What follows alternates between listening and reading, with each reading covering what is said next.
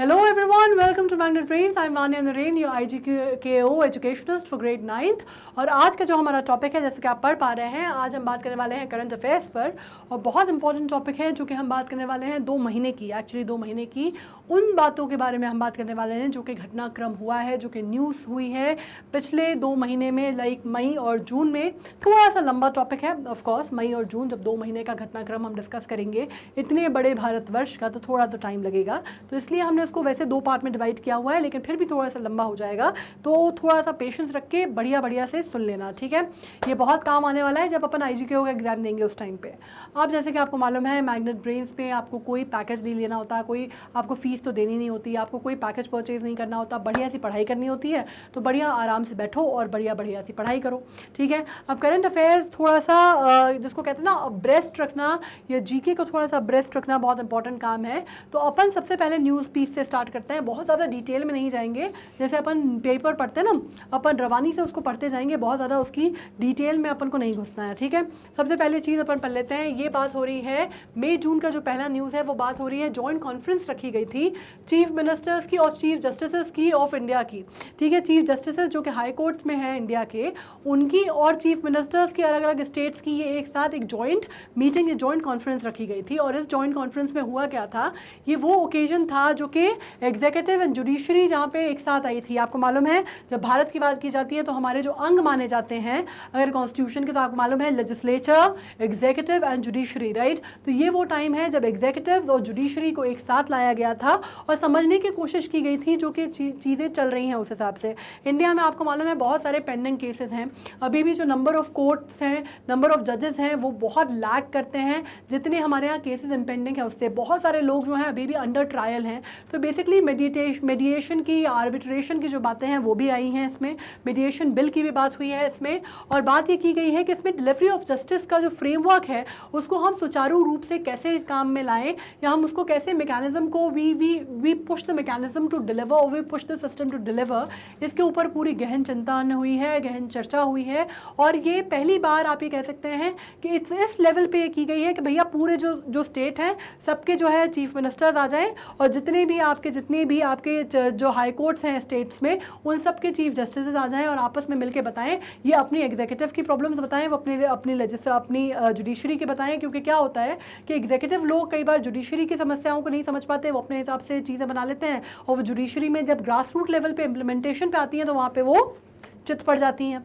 और वही चीज़ जुडिशरी में भी होती है। जुडिशरी जो जजेस चाहते हैं, कहते हैं, सोचते हैं, वो ऑब्वियसली उनका एरिया है, उनका फील्ड है, उनका फील्ड ऑफ एक्सपर्टीज़ है। तो जितनी अच्छे से वो इस चीज़ को समझ पाएंगे कि फ्रेमवर्क कैसे करना है आपको, वो एग्जीक्यूटिव नहीं समझ पाएंगे, राइट। तो वो अपने हिसाब से जो नियम कायदे कानून बोलते हैं कि भाई इस तरह के रिफॉर्मेशन की ज़रूरत है या इस तरह के कानून व्यवस्था की ज़रूरत है, वो बोल देते हैं, लेकिन वो एग्जीक्यूटिव लेवल पर पारित कराना उसको मुश्किल हो जाता है। तो ये किया गया कि भैया दोनों आ जाओ साथ में, और साथ में मिलकर आप बीच का रास्ता निकाल लो, ठीक है। काम होना चाहिए, दिस इज इंपॉर्टेंट। हाईलाइट क्या रही, government has taken various initiative for integration of digital technology. ये जो ई कोर्ट्स की बात हुई है ना, जो कि आपको मालूम है कि हर चीज़ जो है आजकल वो टेक्नोलॉजिकली ड्रिवन है, और बात की जा रही है कि हर चीज़ जो है वो ऑनलाइन आ जाए, या फिर आप कहते हैं डिजिटलाइज हो जाए। जो डिजिटल इंडिया के अंदर जो चीज़ें हमारे यहाँ चल रही हैं, ये भी एक उसी के अंदर हुआ है।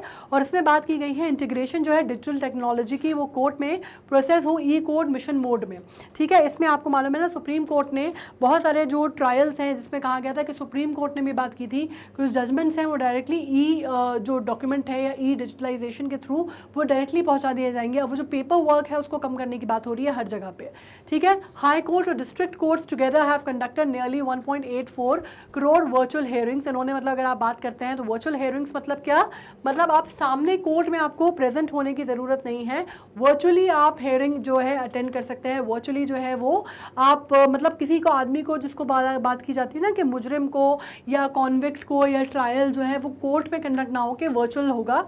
और इसमें एक तरह से एक जो नंबर है वो लाया गया है कि हाई कोर्ट और डिस्ट्रिक्ट कोर्ट्स के अगर आप पूरे जजेस की एक साथ बात कर लेते हैं तो भारतवर्ष में 1.84 करोड़ इंडिविजुअल अगर आप काउंट करते हैं तो इतनी सारी वर्चुअल हेयरिंग्स हुई हैं, ठीक है। इसमें अबाउट 3.5 लाख प्रिजनर्स जो हैं कंट्री में, जैसे मैंने कहा कि वो अंडर ट्रायल हैं। इतने सारे अभी अंडर ट्रायल हैं, मतलब आपको अभी इनका बेसिकली करंटली ट्रायल भी नहीं हुआ है और ये भारतीय जेलों में बंद है। तो आपको मालूम है कि इतना ज़्यादा जो संख्या है उसमें कमी है और इतना ज़्यादा लैग कर रहा है हमारा जो जुडिशरी है वो, ठीक है। तो उसको कहीं से एक तरह से कवर अप करने की बात हो रही है। Considering the significance of mediation as a tool for settlement of pending cases in the court, government ने, जैसे मैंने आपको कहा कि मीडिएशन आर्बिट्रेशन सेल की स्थापना की बात हुई है और मीडिएशन बिल भी पारित किया गया है, ठीक है। अब बात हो रही है एंकर इन्वेस्टर की। एंकर इन्वेस्टर जिनको हम कॉर्नरस्टोन इन्वेस्टर्स भी कहते हैं। अगर आप बात करते हैं, जब आप बात करते हैं ट्रेडिंग की, ऑनलाइन ट्रेडिंग की, या आप बात करते हैं ट्रेडिंग की भी, अगर एज अ बिजनेस आप शेयर्स की बात करते हैं या म्यूचुअल फंड की निवेश की बात करते हैं, तो आप इनको कॉर्नरस्टोन इन्वेस्टर के तौर पर आप कहते हैं इनको। और सिक्योरिटीज़ और एक्सचेंज बोर्ड ऑफ इंडिया जिसको सेबी बोलते हैं, उसने बेसिकली रिलैक्स किए हैं नॉर्म्स एंड एंकर्स इन्वेस्टर्स के लिए। और इनको क्या किया गया है, 30 डे का लॉक इन पीरियड दिया गया है इनको जून 30 तक फॉर इशूज एक्सीडिंग 10,000 करोड़। अब होते क्या है बेसिकली, ये एंकर इन्वेस्टर्स जिनको हम कॉर्नरस्टोन बोलते हैं, ये क्वालिफाइड इंस्टीट्यूशनल बायर्स होते हैं जो कि बहुत बड़ी संख्या में म्यूचुअल फंड्स या जो क्वांटिटीज़ में शेयर जो है वो खरीदते हैं, जिसमें आप कह सकते हैं म्यूचुअल फंड्स के हो सकते हैं, फॉरेन इंस्टीट्यूट्स के हो सकते हैं, इन्वेस्टर्स के हो सकते हैं, बैंक से हो सकते हैं, प्रोविडेंट फंड्स के या पीएफ जिसको कहते हैं उसके होते हैं। तो ये बेसिकली ये इंस्टीट्यूशनलाइज्ड बायर्स हैं, अधिकृत बायर्स हैं और ये बहुत बड़ी संख्या में शेयर्स को खरीदते हैं, ठीक है। उनके लिए इसको नॉर्म्स को थोड़ा सा रिलैक्स करने की बात हुई है और उनके बात की जा रही है, इनको गारंटी किए गए हैं allotment of shares ahead of the company IPO. मतलब क्योंकि जो भी कंपनी का आईपीओ होने वाला है उससे पहले ये कर सकते हैं, क्योंकि इसमें अप टू 60% जो है वो क्वालिफाइड इंस्टीट्यूशनल इन्वेस्टर्स पूल में दिए गए हैं। क्योंकि और भी इन्वेस्टर्स को खींचेंगे या और भी इन्वेस्टमेंट जो है कंपनी की तरफ आकर्षित करेंगे, ये मान के किया गया है ये। अब माइक्रो इंश्योरेंस की बात कर लेते हैं। Micro Insurance Committee appointed by regulator IRDAI has suggested over a dozen low-cost micro insurance module. Panel said that such product may be sold by insurers either on individual basis या group basis। दोनों की बात कर लें। अब अगर micro insurance की हम बात करते हैं तो माइक्रो इंश्योरेंस क्या होता है, ये बेसिकली लो इनकम पीपल को इंश्योरेंस प्रोडक्ट जो है अफोर्डेबल रेट पे देने की बात करता है, ठीक है। और इसका ऑब्जेक्टिव क्या है, इसका ऑब्जेक्टिव ये है कि लोगों को एम्पावर किया जाए और कॉमन रिस्क जो है, जिसमें आप एक बात करते हैं जो कि ब्रेड विनर, मतलब जो घर है जिसमें जो ब्रेड विनर है, जो ब्रेड अर्नर है, उसकी बात हो रही है, उसको किया जाए कि अगर उसकी डेथ हो जाती है, इन केस अगर कोई ऐसी घटना होती है, ऐसी कोई जिसको बोलते हैं अनहोनी होती है कि जो घर का जो अकेला व्यक्ति है जो कमाता है और जो ब्रेड विन करता है, अगर उसकी किसी हादसे में मृत्यु हो जाती है या उसके ट्रीटमेंट की ज़रूरत पड़ती है, वो बीमार पड़ जाता है, paying for the treatment of serious illnesses, reconstructing destroyed homes and businesses, तो उसके लिए माइक्रो इंश्योरेंस दिया जाता है। कि मतलब पता चला कि बिल्कुल ही एक परिवार जो है पूरी तरह से तबाह हो जाए, उससे पहले उसको आप जो पैसा लगता है उस पर आप पैसा इन्वेस्ट कर सकें। और अगर कोई परिवार है जिस पे कोई भी कमाने वाला नहीं बचा है तो उसको आपको एक तरह से कंस्ट्रक्ट करने की काम जो है उसके बारे में बात हो रही है, ठीक है। Online skill based gaming, India Tech जो है मेंबर ऑनलाइन गेमिंग फर्म्स का, जो कि ड्रीम 11 और मोबाइल प्रीमियर लीग का है, उसने किया है auto clarification on rule 31A of the central goods and services tax 2017। अब इसमें क्या हो रहा है, ये रूल कहाँ पे अप्लाई करता है, वो लॉटरी पे करता है, गैमलिंग पे करता है, बेटिंग पे करता है, जो भी जुआ सट्टा होता है उसके ऊपर ये अप्लाई करता है। रूल 31A जो है वो इंटेंडेड है कवर, ये बेसिकली बना नहीं था गेम्स ऑफ स्किल्स के लिए, and therefore it is not applicable to any form of online gaming whereas there is a multitude of skill over chance. अब इसमें बात यह है कि जब ये बना था 2017 में, इसमें ऑनलाइन गेमिंग को उसके अंतर्गत नहीं लाया गया था, तो ये किसी पे अप्लाई नहीं करता ऑनलाइन गेमिंग पे। लेकिन क्या बात हो रही है, स्किल से therefore is not applicable to any form of online gaming where there is a multitude of skills over chance, ठीक है, इसकी बात हो गई। India Tech suggests that GST should be applicable on only amount that is received by the platform for providing its services. GST जो है basically आपको मालूम है currently paid है at the rate of 18% on the performance on the platform fee and gross gaming revenue GGR पे as applicable, और GGR is the gross amount of fee that is technological platform earns for providing a service for the online technology platform। और आपको मालूम है कि 18 तारीख से GST जो है वो बढ़ने वाला है, इसके ऊपर बड़ा कौतूहल का विषय है, ये काफ़ी सारी चर्चा, काफ़ी सारी बात जो है इस पर हो रही है। नेक्स्ट हम बात कर लेते हैं इंडिया और जर्मनी की, जिन्होंने साइन की है $10.5 billion green deal to boost clean energy use. As you know कि इस बार जब हमारा बजट सत्र भी हुआ था और बजट के ऊपर भी हमने जब चर्चा की थी, तो we know that we are focusing very much on the green environment and we are focusing very much on the clean energy, green energy. तो हमारा जो फोकस है वो बहुत ज़्यादा इसके ऊपर है। तो बहुत सारे जो मसौदे हैं, बहुत सारे एग्रीमेंट जो हैं, बहुत सारी जो ट्रीटीज़ हैं, वो हमारी आसपास इसी के घूम रही हैं, जो हमारा पूरा, जिसको आप कहते हैं ना एक ऑब्जेक्टिव जो है कंट्री का, कि हम किसी तरह से हमारा कार्बन एमिशन जो है उसको डिक्रीज कर सकें और पेरिस एग्रीमेंट जो था हमारा, हम उसके साथ एट पेस रख सकें। या आपने बात की थी जो इंटर गवर्नमेंटल पैनल था एनवायरनमेंट का, हम उसकी जो भी स्ट्रैटेजीज थी, ट्रीटीज थी, उनसे साथ में उनको लेके चल सकें। तो उसी के तहत अगर हम बात करते हैं तो इंडिया और जर्मनी ने साइन की है $10.5 बिलियन की डील, जो कि ग्रीन डील है, जिसको बूस्ट करने की बात हो रही है ग्रीन एनर्जी को। 6th इंटर गवर्नमेंटल कंसल्टेशन की अगर बात कर रहे हैं, प्लेनरी सेशन जो कि बर्लिन में हुआ था, उसमें साइन किया है ये जॉइंट डिक्लेरेशन, जिसमें बात की गई है कि स्टैब्लिश किया जाएगा green and sustainable development partnership, जिसको SDGs बोला जाता है, sustainable partnership, sustainable development partnership. जब हम बात करते हैं तो of course we are focusing more on कि हमें ना सिर्फ क्लीन एनर्जी को लाना है, यूसेज में लाना है, but of course we have to sustain it for the purpose of development and for the longer period of time. ठीक है, तो सस्टेनेबल डेवलपमेंट की बात हो रही है। इकोनॉमी का इकोनॉमिक्स का एक टर्मिनोलॉजी भी है। अगर आपने इकोनॉमिक्स वगैरह आप पढ़ते हैं, अभी तो आप बहुत यंग एज में हैं, लाइक 9th वगैरह में तो अभी स्टार्ट ही हुआ होगा आपका मैक्रो इकोनॉमिक्स, तो उसमें अगर आपने पढ़ा होगा तो सस्टेनेबल डेवलपमेंट एक बहुत बड़ा उसका फीचर है, या बहुत बड़ा आप एक कह सकते हैं कि एक एरिया है जिसके ऊपर पढ़ना होता है, जिसको ध्यान देना होता है। ठीक है, एम क्या है इसको, बेसिकली आप इंटेंसिफाई करने की बात करते हैं, बायलैटरल, ट्रायंगुलर या मल्टीलैटरल कोऑपरेशन। मतलब क्या, जब आप बात कर रहे हैं दो कंट्रीज़ के बीच में जब कोई संधि होती है या कोई समझौता होता है या ट्रीटी होती है, तो दो कंट्रीज़ के बीच में जब होती है तो हम उसको कहते हैं बायलैटरल नेगोशिएशंस। दो से ज़्यादा जब कंट्रीज़ इन्वॉल्व होती हैं, 3 कंट्रीज़ होती हैं, तो हम उसको ट्रायंगुलर कहते हैं। और जब 3 से भी ज़्यादा अधिक कंट्रीज़ इन्वॉल्व हो जाती हैं तो हम उसको मल्टीलैटरल या मल्टी डायमेंशनल या मल्टीलैटरल पॉलिटी या मल्टीलैटरल ट्रीटीज़ बोलते हैं। तो ये पॉलिटी का, ये जैसे इकोनॉमिक्स का टर्म है, this is a very common term that you use in polity, international politics में यूज़ करने वाला। ठीक है, और action towards climate protection, the climate target declared by India and Germany during COP26, ये हम बहुत बार पढ़ चुके हैं, इसके ऊपर मैं आपको बता भी चुकी हूँ। ये जो हुआ था COP26 ग्लासगो में हुआ था, और इसी के बाद मैंने आपसे कहा था कि बहुत सारी कंट्रीज़ ने इसमें संधि की थी, जिसके ऊपर ये एक तरह का कॉन्क्लेव था जो कि क्लाइमेट के ऊपर हुआ था, और ग्लासगो में हुआ था, जो कि इसमें बात की गई थी कि 2030 तक जो जॉइंट डिक्लेरेशन की बात हुई थी कि भाई आपको क्लाइमेट के प्रति या क्लाइमेट के लिए जो भी आप कह लें, आप कमिटेड हैं, इसकी बात हुई थी। और आपको ये देखना है कि दोनों ही कंट्रीज़ जो हैं, चाहे वो इंडिया हो चाहे जर्मनी हो, जो भी हमारे इंडिविजुअल ऑब्जेक्टिव्स हैं क्लाइमेट चेंज को लेके, हम उसको अचीव कर पाएँ बाय द ईयर 2030। ठीक है, रिस्पेक्टिव ऑब्जेक्टिव हम उसके अचीव कर पाएँ। इसके बाद अगर जब हम बात करते हैं पार्टनरशिप में, अगर हम डिलीवरेबल जो ऑब्जेक्टिव्स हैं हमारे, हम बात करते हैं इस पार्टनरशिप के तहत, तो इसमें बात हो रही है कि develop Indo German green hydrogen road map. ठीक है, जो Indo German green hydrogen road map based on inputs by the Indo German green hydrogen task force supported by Indo German energy forum.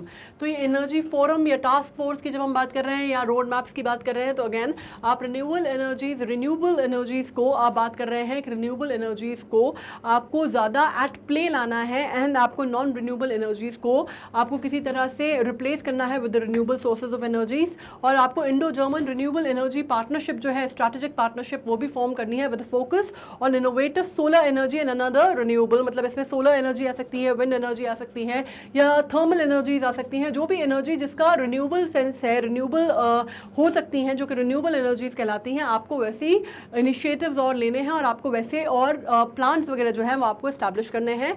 इसके अलावा बात हो रही है establish a lighthouse cooperation and agroecology and sustainable management of natural resources. Natural resources जो हैं आपके eight disposal जो हैं आपके, आप उनका ऑप्टिमम यूटिलाइजेशन कैसे कर सकते हैं, और आप उनको किस तरह से एट यूज कर सकते हैं to the maximum and to the judicious use of it. ठीक है, तो आपको इसके ऊपर भी चर्चा की बात हुई है। अब deepen cooperation in restoring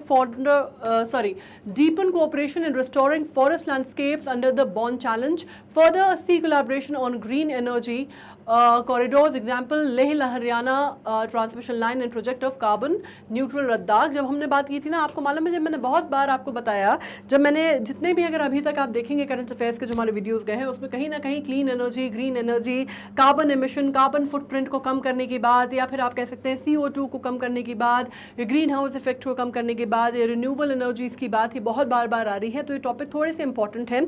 इससे रिलेटेड जो कीवर्ड्स हैं, यो टर्मोलॉजीज हैं, उनको थोड़ा सा याद करने की ज़रूरत है, क्योंकि one of the basic features है. अगर आप देखेंगे, अगर मैं 3-4 टॉपिक्स आपसे बोलूँ जिनके ऊपर बहुत ज़्यादा फोकस होता है, तो एक अगर आप देखेंगे इन्फॉर्मेशन एंड टेक्नोलॉजी के ऊपर बहुत ज़्यादा होता है, एक एनवायरनमेंट के ऊपर बहुत ज़्यादा होता है, एक पॉलिटी, ऑफकोर्स आपकी पॉलिटी चलती है, सारे साइड बाय साइड पॉलिटी के ऊपर बहुत ज़्यादा डिस्कशंस होते हैं, और एक जो अभी फ्लैगशिप योजनाएं आ रही हैं, जो प्रधानमंत्री की योजनाएं आ रही हैं, उनके ऊपर बहुत ज़्यादा फोकस होता है. राइट, तो ये इनमें जो भी टर्मोलॉजीज आती हैं वो कई बार इंपॉर्टेंट बन जाती हैं, तो इसको आप थोड़े से ज़्यादा ध्यान से रखिएगा.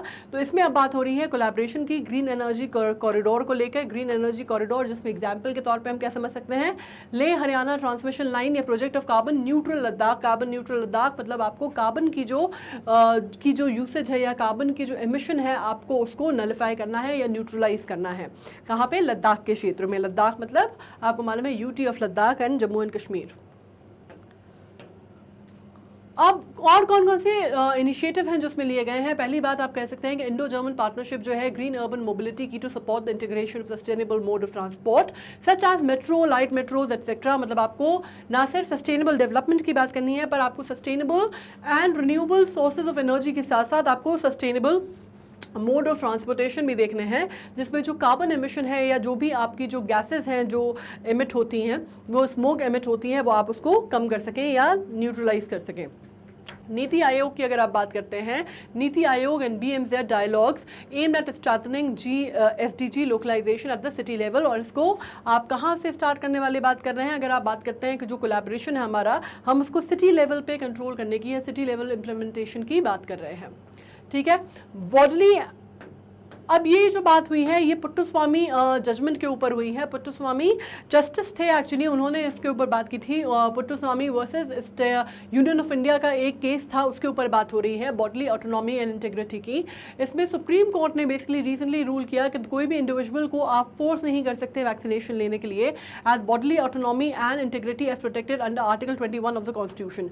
इसमें उनने राइट टू प्राइवेसी की बात की थी एक्चुअली, और उन्होंने कहा था कि अगर आप उसके हिसाब से आर्टिकल 1921 के हिसाब से देखते हैं, तो हर इंसान को, हर व्यक्ति को राइट टू प्राइवेसी के अंदर उनकी जो बॉडी है, उसकी एनाटॉमी जो आती है, वो भी उसके अंदर आती है, और आप उसको फोर्स नहीं कर सकते, आप उसको किसी तरह से विवश नहीं कर सकते, या आप उसको पुश नहीं कर सकते टू गेट वैक्सीनेटेड और to get anything injected in his body without his own consent और विल. ये बात है. ठीक है. अब इसमें कहा गया है, it is also said that government can impose restriction individual rights in public health interest if these restriction meet the 3-4 requirement laid down by SC in Puttaswamy judgment as legality, legitimate need and proportionality. ठीक है. इसमें से ये बात कही गई कि ठीक है, ये अपने आप में ठीक है, लेकिन जैसे कोविड की बात हुई या कोई ऐसी जो महामारी की बात हो रही है, तो इसमें गवर्नमेंट इंटरवीन कर सकती है. और क्या कर सकती है गवर्नमेंट? अगर आप देखते हैं तो वो इम्पोज कर सकती है रिस्ट्रिक्शन को, इंडिविजुअल राइट्स को थोड़ा सा कर्ब किया जा सकता है पब्लिक हेल्थ इंटरेस्ट में. अगर वो पब्लिक हेल्थ इंटरेस्ट में है तो थोड़ा सा उसको आप कह सकते हैं कि आप उसको कर्ब कर सकते हैं, और आप उसमें जो गवर्नमेंट है वो इन्वॉल्व हो सकती है और अपना जजमेंट जो है वो पारित कर सकती है. और रिस्ट्रिक्शन जो है, अगर वो इन 3 पैरामीटर्स के अंदर आ रहा है, तो गवर्नमेंट अगर उसमें एक तरह से आप कह सकते हैं कि उसमें इंटरफेयर कर सकती है या इम्पोज कर सकती है रिस्ट्रिक्शंस. और इसमें क्या आता है? इसमें लीगैलिटी आ जाता है, लेजिटिमेट नीड आ जाती है, और प्रोपोर्शनलिटी आ जाती है. और जैसे मैंने आपको कहा था, पुट्टुस्वामी जजमेंट की बात हो रही है. ठीक है. तो जस्टिस पुट्टुस्वामी के द्वारा ये बात जो है ये रेस की गई थी.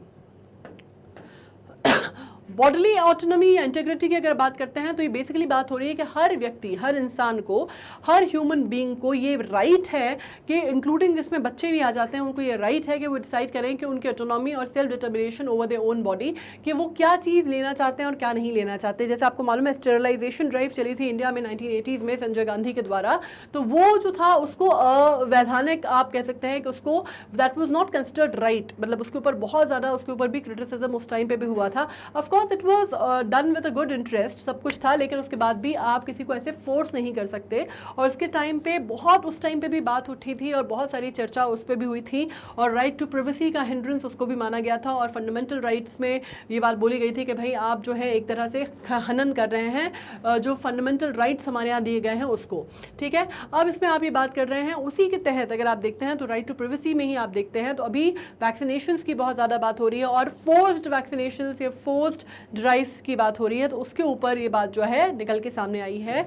और इसमें कहा गया है कि बॉडीली ऑटोनॉमी या इंटीग्रिटी जो है वो हर ह्यूमन का राइट टू प्राइवेसी के अंदर आता है, और अगर ये वायलेटेड होता है अनकंसेंटेड और इसको वायलेट नहीं किया जा सकता, if it is violated by any unconsented physical intrusion that could be a penalised crime unless and until, ये 3 पॉइंट्स में आ रहा है, एंड अगर पब्लिक इंटरेस्ट में है, लार्जर गुड के लिए है फॉर द पब्लिक इंटरेस्ट, तब गवर्नमेंट उसमें इंटरफेयर कर सकती है, इम्प्लीमेंट कर सकती है और उसको थोड़ा सा कर्ब कर सकती है। ठीक है, अब सिन गुड्स की बात आ रही है। सिन गुड्स कौन से गुड्स?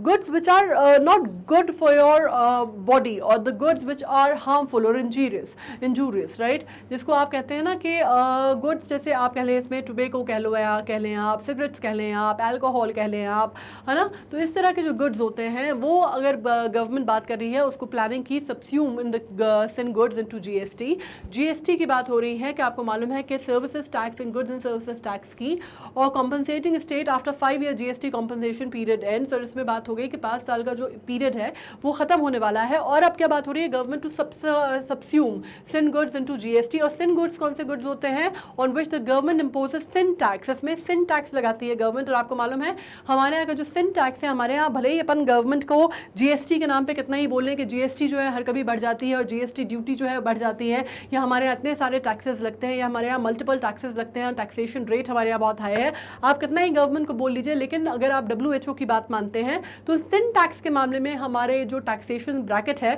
वो काफ़ी कम है बाकी जो स्टैंडर्ड जो दिया गया है, जो टैक्सेशन स्लैब है उससे अक्रॉस द वर्ल्ड, तो WHO के हिसाब से अगर आप मानते हैं तो। ठीक है, impose tax is a special tax placed on goods and services that are seen to be socially detrimental, है ना, जैसे मैंने कहा सोशली डिट्रीमेंटल है, जैसे पैकेट में भी लिखा हुआ आता है ना, ये इंडिया में ही होता है कि आपको सिगरेट के पैकेट में बड़ा बड़ा लिखा हुआ मिलेगा, this cigarette smoking is injurious to health, या आपको अल्कोहल पे लिखा हुआ मिलेगा बड़ा बड़ा, जैसे आपको मालूम है कि you know consumption of alcohol is injurious to health. आपको बहुत ऐसी कंट्रीज हैं जहाँ पे आपको इस तरह की कोई स्टैट्यूटरी वार्निंग नहीं मिलती है।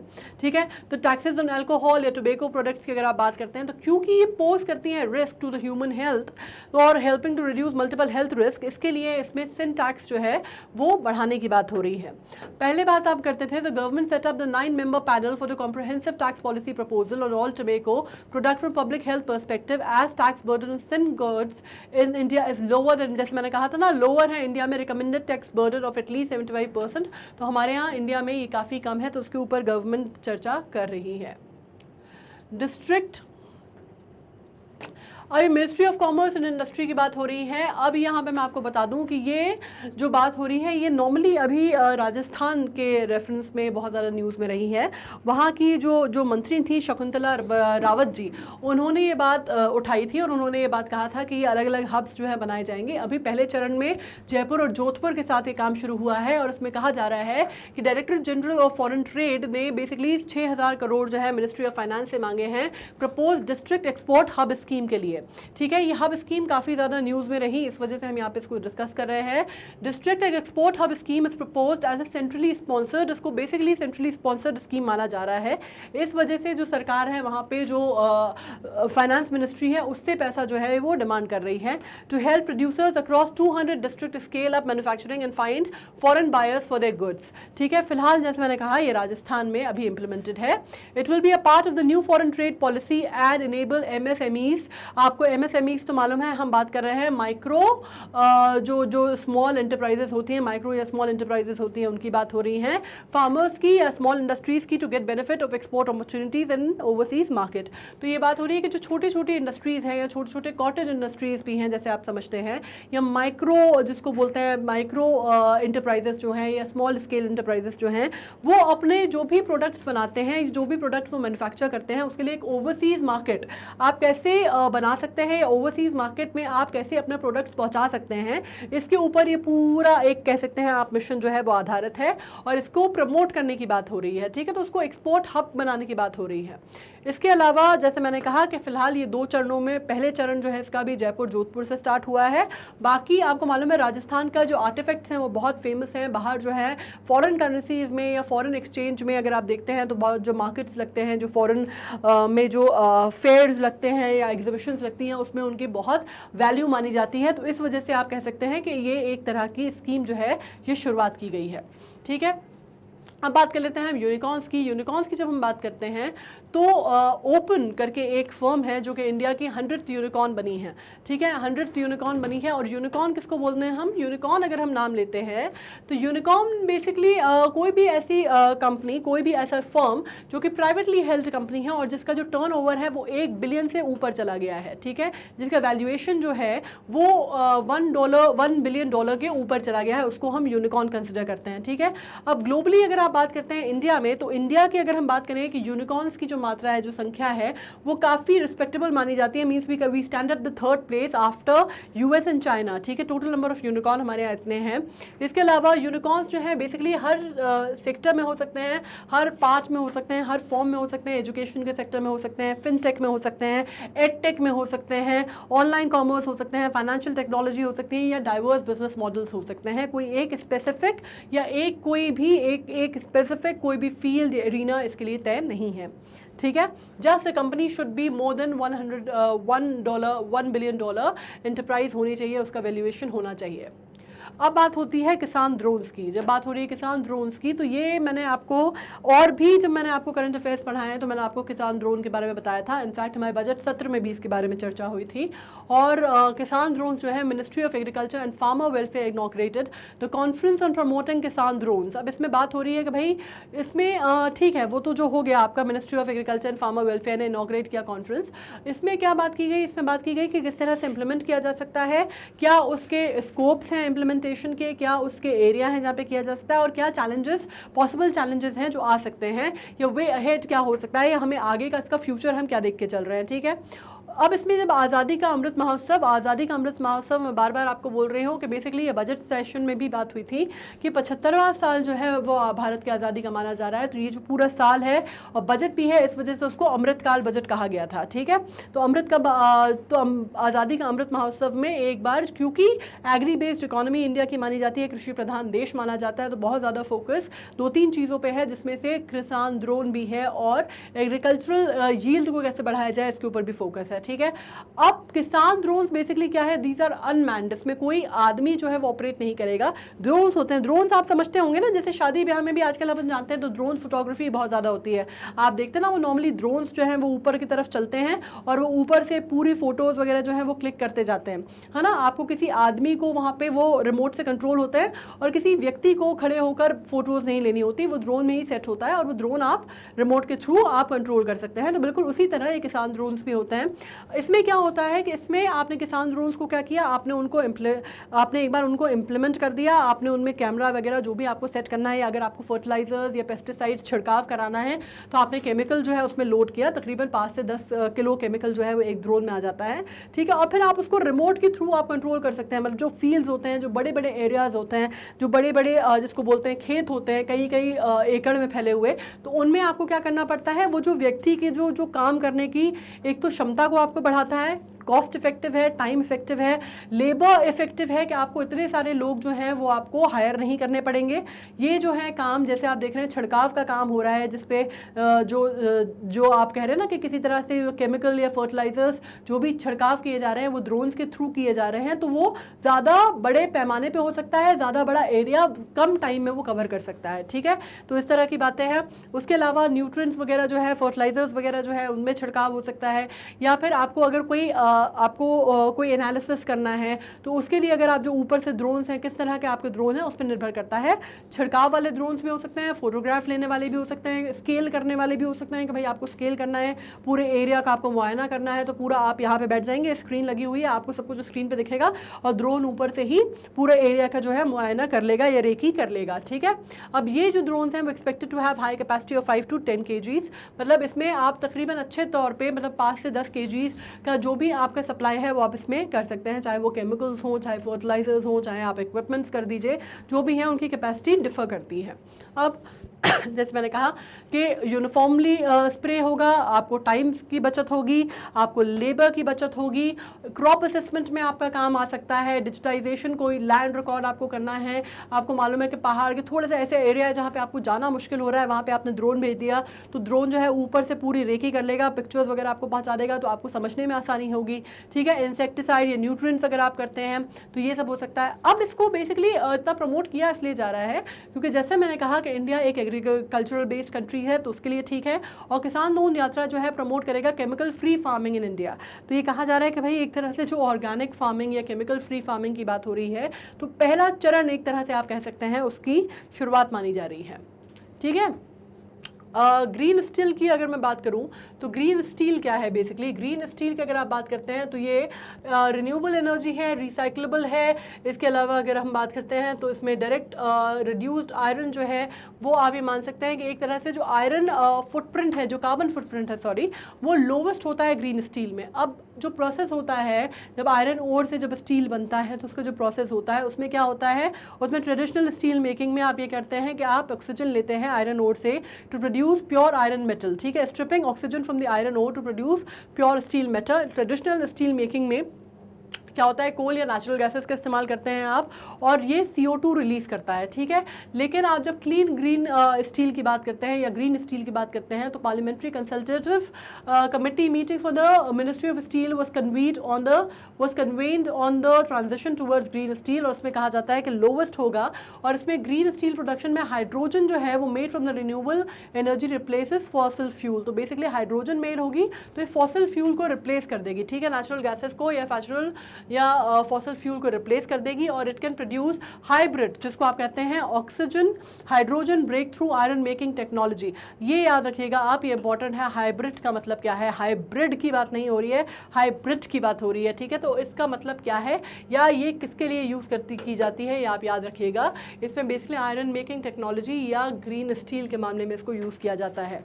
ये क्वेश्चन कई बार इंपॉर्टेंट हो सकता है।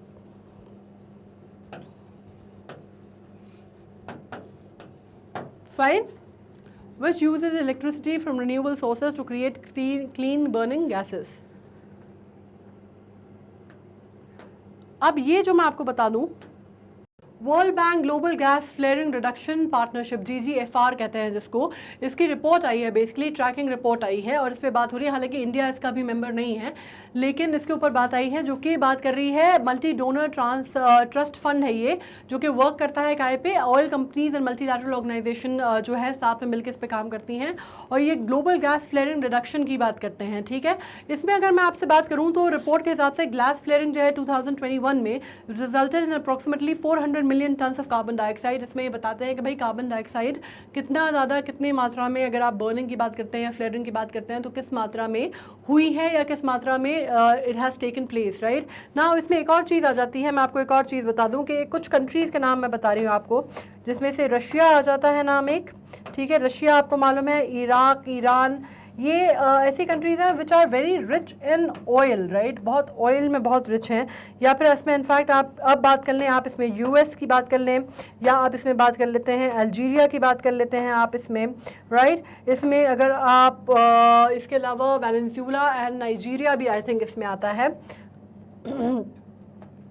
वेनेजुएला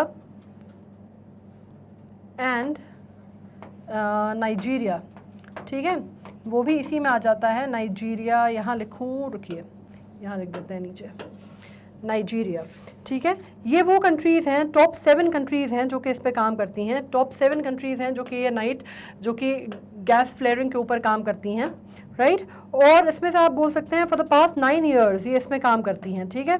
और प्रोड्यूस आप मान लीजिए तकरीबन 40% वर्ल्ड ऑयल जो है वो इन्हीं में से आता है, और 2/3 of the global gas flaring जो है वो यहीं से होती है। तो ये वो कंट्रीज़ हैं, ठीक है। इसमें इंडिया का नाम अभी नहीं आता, इंडिया का नाम कहीं पे भी नहीं आता। ये ऑयल प्रोड्यूस भी सबसे ज़्यादा करती हैं और गैस फ्लेयरिंग भी सबसे ज़्यादा यहीं होती है। 9 कंट्रीज़ हैं ये, रशिया 1 2 3 4 5 6 7 और 2 और होंगी, मतलब सॉरी 9 सालों से ये 7 कंट्रीज़ जो हैं टॉप मोस्ट हैं, राइट। 9 कंट्रीज़ नहीं है, 7 कंट्रीज़ हैं जो पिछले 9 सालों से टॉप मोस्ट हैं। तो इसमें आप नाम समझ लीजिए, रशिया, इराक और ईरान तो आप जानते ही हैं। जो अनएक्सपेक्टेड नेम्स हैं वो जो आपको याद नहीं रहेंगे शायद अगर आप गैस या नेचुरल गैस या ऑयल फ्लेयरिंग की बात करेंगे, तो उसमें से आप नाम याद रखिएगा। उसमें US, Algeria, Venezuela and Nigeria आता है, ठीक है। अब इसमें बात काहे की हो रही है, basically gas flaring is the burning of natural gas associated with oil extraction. Oil extraction की जब हम बात करते हैं, जो ऑयल को जब आप निकालने की बात करते हैं, तो उसमें जो नेचुरल गैसेज होती हैं उनकी बर्न करने की जो बात होती है उसको गैस फ्लेयरिंग बोलते हैं, ठीक है। डायरेक्ट सोर्स माना जाता है इसको मीथेन का, जो कि ज़्यादा फेटल है या ज़्यादा नुकसानदायक है, किससे, CO2 से भी ज़्यादा होता है, ठीक है। In 2015 countries and companies committed to end flaring by 2030 under the World Bank initiative zero routine flaring initiative. India इसमें हिस्सा इस वजह से भी नहीं है ना, क्योंकि हमारे यहाँ आपको मालूम है कि ऑयल प्रोड्यूसिंग या ऑयल प्रोडक्शन जो है हमारे यहाँ नहीं है, ठीक है। तो इंडिया इस वजह से इसका हिस्सा नहीं है, बहुत सारी बड़ी बड़ी कंट्रीज़ भी इसका हिस्सा नहीं है। और ये जो कंट्रीज़ हैं जिनकी मैंने बात की, वो इस बारे में बात कर रही हैं कि भाई तकरीबन 2015 में उन्होंने इनिशिएटिव रखा था 15 साल का, कि 2030 तक हमें इसको इनिशिएटिव को हमें ज़ीरो पे लाना है, इसके ऊपर चर्चा की गई थी।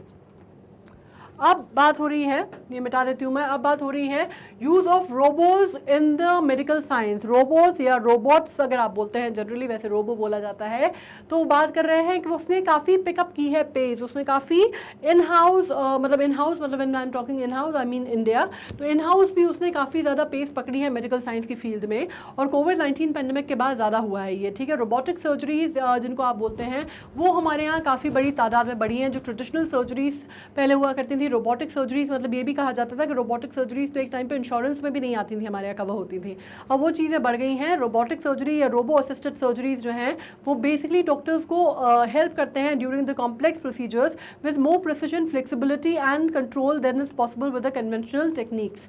लेकिन इसके साथ यही है कि पहले उतना ज़्यादा अपने यहाँ एडवांसमेंट नहीं था, विद द टाइम वो आ भी गया है, और कोविड की वजह से इसकी इंपॉर्टेंस जो है वो लोगों को समझ में भी आ गई है। बेनिफिट क्या होता है इसका, ऑब्वियसली ईजी प्रोसीजर है, ज़्यादा प्रिसिशन होता है, ज़्यादा एक्यूरेट होता है, आप लेस पेन है, कम ब्लड लॉस होता है, ऑपरेटिंग एंड रिकवरी टाइम जो है कंपैरेटिवली पोस्ट ऑपरेटिव केयर जो है वो थोड़ी सी कम हो जाती है, smaller less noticeable scars, less incidence of medical errors etcetera. जो मेडिकल नेग्लिजेंस है उसकी जो संख्या है, या आप कह सकते हैं जो पॉसिबिलिटी है, वो थोड़ी सी कम हो जाती है, और जो स्कार्स होते हैं वो भी उतने इंट्रूसिव नहीं होते जितने कि ट्रेडिशनल सर्जरीज में होते हैं। तो इसका प्लस पॉइंट है, ठीक है।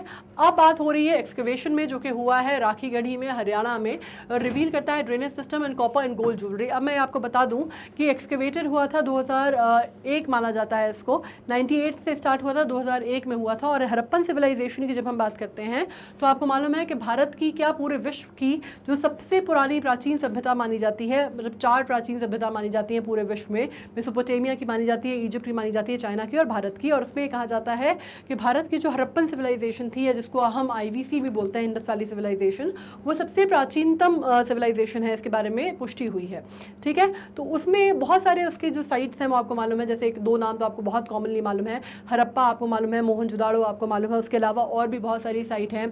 उसके अलावा आप नाम ले सकते हैं, कालीबंगा का नाम ले सकते हैं आप, उसके अलावा आप लोथल का नाम ले लेते हैं, उसके बाद आप कुछ साइट्स हैं जो हरियाणा में बहुत हैं, उसके अलावा अगर अपन बात करते हैं तो राखीगढ़ी का नाम आ रहा है सामने, ठीक है। तो बहुत सारी जो साइट्स हैं वो एक्सकवेट हुई हैं, और जिससे पता चलता है कि वहाँ पे जो सिविलाइजेशन है वो रहती थी। और इसमें आपने अलग अलग फेजेस भी जो हैं वो आपने पढ़े, अगर आपने नहीं पढ़े तो मैंने इसके ऊपर पूरा एक वीडियो किया हुआ है जिसमें हमने हड़प्पन सिविलाइजेशन की बात की है, वो CUET का है, ठीक है। तो अगर आप चाहें तो आप CUET में जाके उसको देख सकते हैं, जनरल स्टडीज़ में, तो आपको पूरा वीडियो मिल जाएगा जो कि early phase of Harappa and later phase of Harappa सबके ऊपर डिस्कशन करता है, ठीक है। अब जब हम इस पर बात करते हैं तो आप इसको लोकेटेड है right bank of dried up palaeo channel of river Drishadvati का, ठीक है, और विद 7 माउंट्स, यहाँ पे 7 माउंट्स मिले हैं। फाइंडिंग क्या है राखी गढ़ी की, आप कह सकते हैं ये एरिस्टोक्रेटिक सेटलमेंट था जिसपे pieces of copper and gold jewellery मिले हैं, टेराकोटा के टॉयज मिले हैं, और सबसे इंपॉर्टेंट जो था अर्दन पॉट्स और सील्स तो मिली हैं। यहाँ पे सबसे इंपॉर्टेंट जो फाइंड हुआ है वो है स्केलेटन ऑफ 2 वुमेन, 2 औरतों का स्केलेटन मिला है जिनको तकरीबन आप कह रहे हैं कि 5000 साल पुराना है, या फिर उसके डीएनए टेस्टिंग के लिए उसको भेज दिया गया है, लेकिन अभी फिलहाल उसको जो माना जा रहा है, जो पुष्टि हुई है उसकी एज ऑफ नाउ, वो 5000 साल पुरानी मानी जा रही है। तो this excavation is important because of the finding of these 2 women skeleton, ठीक है। अब जैसे आपको राखी गढ़ी का मैंने बता ही दिया आपको कि सबसे one of the biggest towns माने जाते थे हड़प्पा के, मतलब अगर आप कालीबंगा या लोथल के साथ अगर आप बात करते हैं तो it was considered to be one of the biggest towns. इसमें हड़प्पन सिविलाइजेशन आपको मालूम है कि नदियों के किनारे बसी हुई थी, सब सिंधु सभ्यता भी इसको कहा जाता है, या सिंधु सभ्यता भी इसको कहा जाता है। तो मतलब आपको मालूम है कि कुछ जो इसके टाउन्स थे वो चिनाब के किनारे थे, कुछ रावी के थे, कुछ आपको मालूम है कि इंडस के किनारे थे, तो इसके ऊपर थी। अब ये किसने किया था ये इंपॉर्टेंट है, इसको एक्सकवेट जो था वो अमरेंद्र नाथ ने किया था, जो कि कहाँ के थे, आर्कियोलॉजिकल सर्वे ऑफ इंडिया के। आर्कियोलॉजिकल सर्वे ऑफ इंडिया एक ऐसी संस्था जो कि एक्सकवेशन के लिए इसकी बात की थी, जिसमें आपको जॉन मार्शल का आपने नाम सुना होगा, जिन्होंने ये सबसे पहले स्टार्ट करवाया था, जिन्होंने सबसे पहले बोला था। इसमें काफ़ी सारे नाम आ जाते हैं जो सभी ASI से जुड़े हुए हैं, जो आर्कियोलॉजिकल सर्वे ऑफ इंडिया से जुड़े हुए हैं। जैसे दयाराम साहनी का नाम आ जाता है, राखल दास बैनर्जी का नाम आ जाता है। तो ये बहुत बड़े बड़े आर्कियोलॉजिस्ट रहे हैं जिन्होंने बहुत बड़ी बड़ी खोज जो है उनके नाम पे रही है। वैसे ही आप ये याद रखिएगा कि अमरेंद्र नाथ का नाम जो है वो कैसे जुड़ा हुआ है, राखी गढ़ी से, ठीक है। अब ये जो फेज़ है कौन सा माना जाता है, ये लेटर फेज़ माना जाता है हड़प्पा का, या मेच्योर फेज़ माना जाता है हड़प्पा का, जिसमें क्योंकि आपको कैसे पता चलता है, बहुत प्लान्ड टाउनशिप है, उसके अलावा बर्न्ड ब्रिक जो है, मड ब्रिक्स तो ठीक है, बर्न्ड ब्रिक्स का इस्तेमाल यहाँ पे आपको देखा गया है। बर्न्ड ब्रिक्स जो है वो हड़प्पा की एक आप कह सकते हैं एक बहुत ही अलग सी एक पहचान है। मतलब बर्न्ड ब्रिक का इस्तेमाल अगर पुरानी सिविलाइजेशन में, पुरानी सभ्यताओं में आप बात करते हैं तो हड़प्पा का है। उनकी ड्रेनेज, उनकी टाउनशिप, ये चीज़ें बहुत इंपॉर्टेंट है, उनकी सील बहुत इंपॉर्टेंट है, तो उसमें आप बात कर सकते हैं। और उसमें प्रॉपर ड्रेनेज सिस्टम भी जो है वो देखा गया है, ठीक है। सिरेमिक इंडस्ट्री जो है रिप्रेजेंट करती है रेडवेयर को, animal sacrificial pit line with mud bricks and triangular and circular fire altars. ये जो हड़प्पन सिविलाइजेशन है उसकी बात हो रही है कि क्या क्या चीज़ें उसकी बहुत इंपॉर्टेंट है।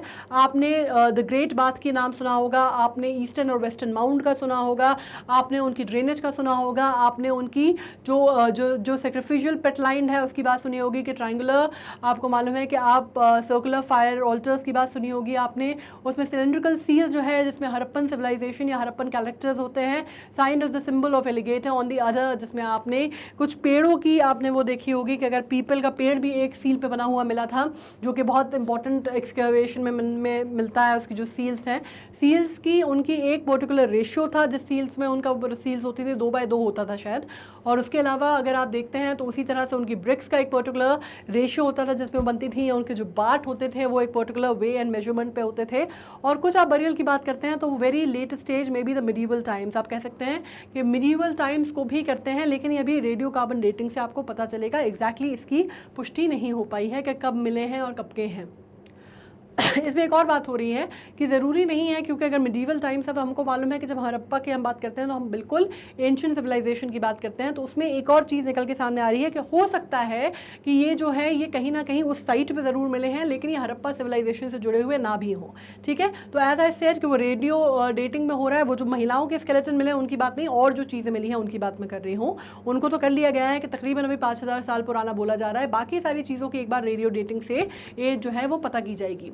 अब एक्सकवेशन जो है राखी गढ़ी का हिसार में, आप part of plan to develop, इसमें से एक्चुअली बात क्या की जा रही है, हिसार में है ये, तो उसके साथ आप 5 आर्कियोलॉजिकल साइट्स जो हैं उनको निर्माण करने की या उनको एज अ म्यूजियम बनाने की बात की जा रही है। और इनफैक्ट ये बजट में बात भी की गई थी 2020 के। तो ये फिर से चर्चा में है। कुछ साइट्स जो है, बाकी तो फिर हस्तिनापुर है उत्तर प्रदेश में, इसके अलावा आप बात कर सकते हैं स्थित सागर है आसाम में, ढोलावीरा है गुजरात में।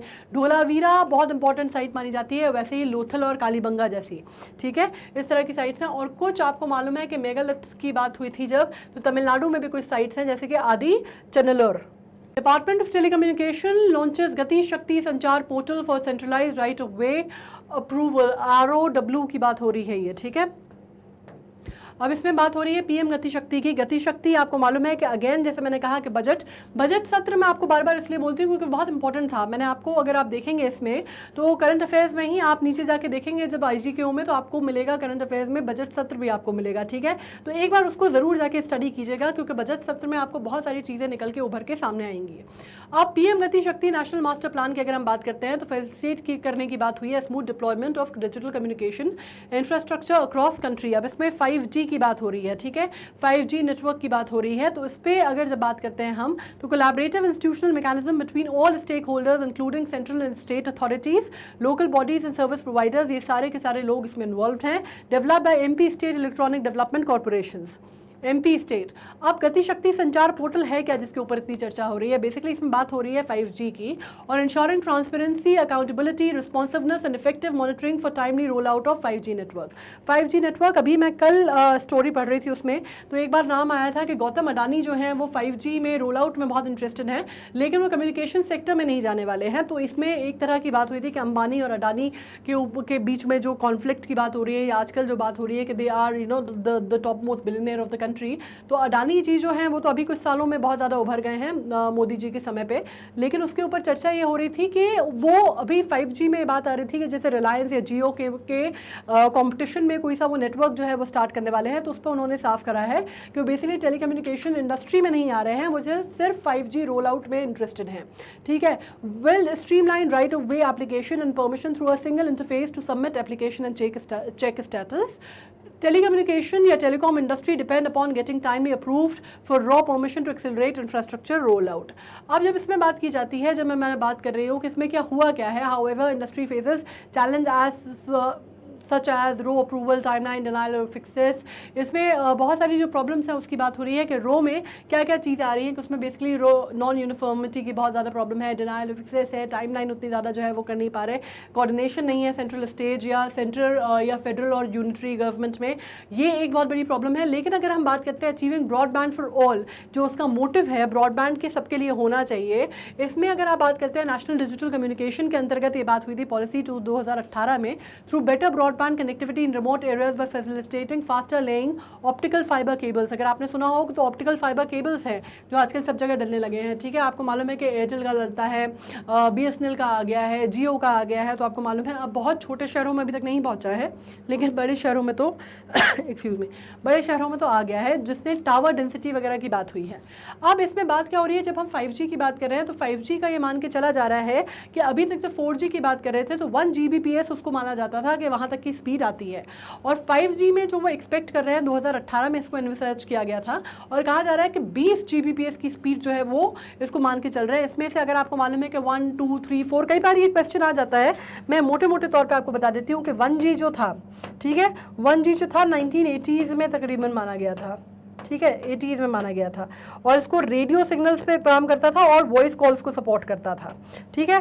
2G आप मान लीजिए 1990 में लाया गया था और इसमें ये डिजिटल रेडियो सिग्नल को सपोर्ट करता था, वॉइस को करता था और डेटा ट्रांसमिशन भी होता था इसमें, लेकिन वो कितना होता था, मात्र 64 kbps डेटा के स्पीड में, ठीक है। ये 2G था। 3G जो था, 3G से आपको मालूम है कि ये वो टाइम है जो आप थोड़ा पहचानने लगे होंगे, 3G फ़ोन्स आए थे, 4G फ़ोन्स आए थे, ये जो चीज़ें हैं। 3G जो है आप मान लीजिए ये 2000 में स्टार्ट हुआ था, 2000 में स्टार्ट हुआ था, और स्पीड जो थी इसकी 1 to 2 Mbps थी, ठीक है। और इसमें एबिलिटी थी कि टेलीफोन सिग्नल्स के अलावा डिजिटलाइज वॉइस के अलावा कॉन्फ्रेंसिंग या वॉइस कॉन्फ्रेंसिंग भी इसमें चालू हो गई थी। इसके अलावा जब हम बात करते हैं 4G की, तो 4G जो कि अभी फ़िलहाल हमारा नेटवर्क चल रहा है, जो 2009 में आया था, ठीक है, 2009 में आया था, और इसकी पीक स्पीड जो मानी जाती थी वो 100 Mbps से लेके तकरीबन 1 Gbps मानी जाती थी, ठीक है। और 100 Mbps की स्पीड जो थी वो बहुत अच्छी मानी जाती है। अभी हमारे ज़्यादातर जो फ़ोन्स वगैरह हैं, जो हमारे अभी फ़िलहाल चीज़ें चल रही हैं, वो 4G की ही चल रही है, ठीक है। और इसमें आप समझ लीजिए कि इसका 100 Mbps से लेके 1 Gbps माना जाता है, और जितनी आजकल हम जो कॉन्फ्रेंस करते हैं या वॉइस कॉल्स करते हैं या फेस टाइम करते हैं, वो सब कुछ हम काहे को 4G को यूज़ करके करते हैं, ठीक है। हमारे जो फ़ोन्स हैं वो इनेबल्ड है, स्मार्टफोन्स आ रहे हैं वो इनेबल्ड है 4G, राइट। अब 1 Gbps तक इसकी मैक्सिमम स्पीड थी। अब जो बात की जा रही है 5G, आप समझ लीजिए कि क्या चीज़ होने वाली है। 5G जो प्रपोज्ड है, मैं ये बता रही हूँ अभी, ठीक है, इसका अभी कोई आधिकारिक वो नहीं है, लेकिन जो प्रपोज्ड है, जो एक्सपेक्टेड है, वो 2018 में तकरीबन इसकी बात आई थी सबसे पहले होने की, और इसमें कहा जा रहा था कि कम से कम 20 Gbps की स्पीड ये देगा। ठीक है, तो आप समझ सकते हैं कि कितना ज़्यादा डिफरेंस आने वाला है। 1G 1980s में स्टार्ट हुआ था, उसमें नॉर्मल कुछ भी नहीं था, रेडियो सिग्नल्स पे काम करता था। 2G 1990s मान लीजिए 64 kbps था। 3G तो था 2000 में कभी स्टार्ट हुआ था, 1 से 2 Mbps का के आसपास था। 4G जो है 2009 में हुआ था, जिसमें 100 Mbps से 1 Gbps था। और अब 5G जो रोल आउट है उसकी बात हो रही है, उसमें 20 Gbps वो एक्सपेक्ट करके चलते हैं, right. So this could be an important question, इसके बारे में आप थोड़ा सा ध्यान रख सकते हैं, तो आपके लिए कोई पूछेगा इन केस तो एडिशनल जानकारी है। ऑलराइट, और इससे आपको कंपैरेटिव भी आप कर सकते हैं कि किस तरह से ब्रॉडबैंड या इंटरनेट या कनेक्टिविटी किस तरह से बढ़ी है ओवर द इयर्स। अब पॉलिसी क्या एनविसाज करती है इस मिशन में, तो इसमें अगर आप गति शक्ति मास्टर प्लान देखते हैं तो गति शक्ति मास्टर प्लान में अगर अपन बहुत सारी चीज़ें इसमें देखते हैं तो आपको मालूम है कि 4G कनेक्टिविटी जो है वो उसकी बात की गई थी। इसके अलावा अभी इसमें बहुत सारी चीज़ें जो हैं, सबसे पहले आप बात कर सकते हैं कनेक्ट इंडिया की। कनेक्ट इंडिया में रोबस्ट डिजिटल कम्युनिकेशन इंफ्रास्ट्रक्चर जो है वो बनाने की बात हुई। प्रोपेल इंडिया, मतलब सबसे पहले बात तो ये हुई सबसे पहले चरण में कि भैया कनेक्ट करना है इंडिया को, पूरा जो इंडिया है, जो इंटीरियर पार्ट्स है इंडिया के, उनको भी आपको कनेक्ट करना है। बात उसकी हुई, फिर आई बात प्रोपेल इंडिया की। प्रोपेल इंडिया मतलब enabling next generation technology and services, मतलब आपको नेक्स्ट जनरेशन की बात करनी है, आपको किस तरह से टेक्नोलॉजी एक बार आपने कनेक्ट कर लिया, उसके बाद आपको किस तरह से टेक्नोलॉजी को प्रोपेल करना है या सर्विसेज को आगे बढ़ाना है, उसकी बात हुई।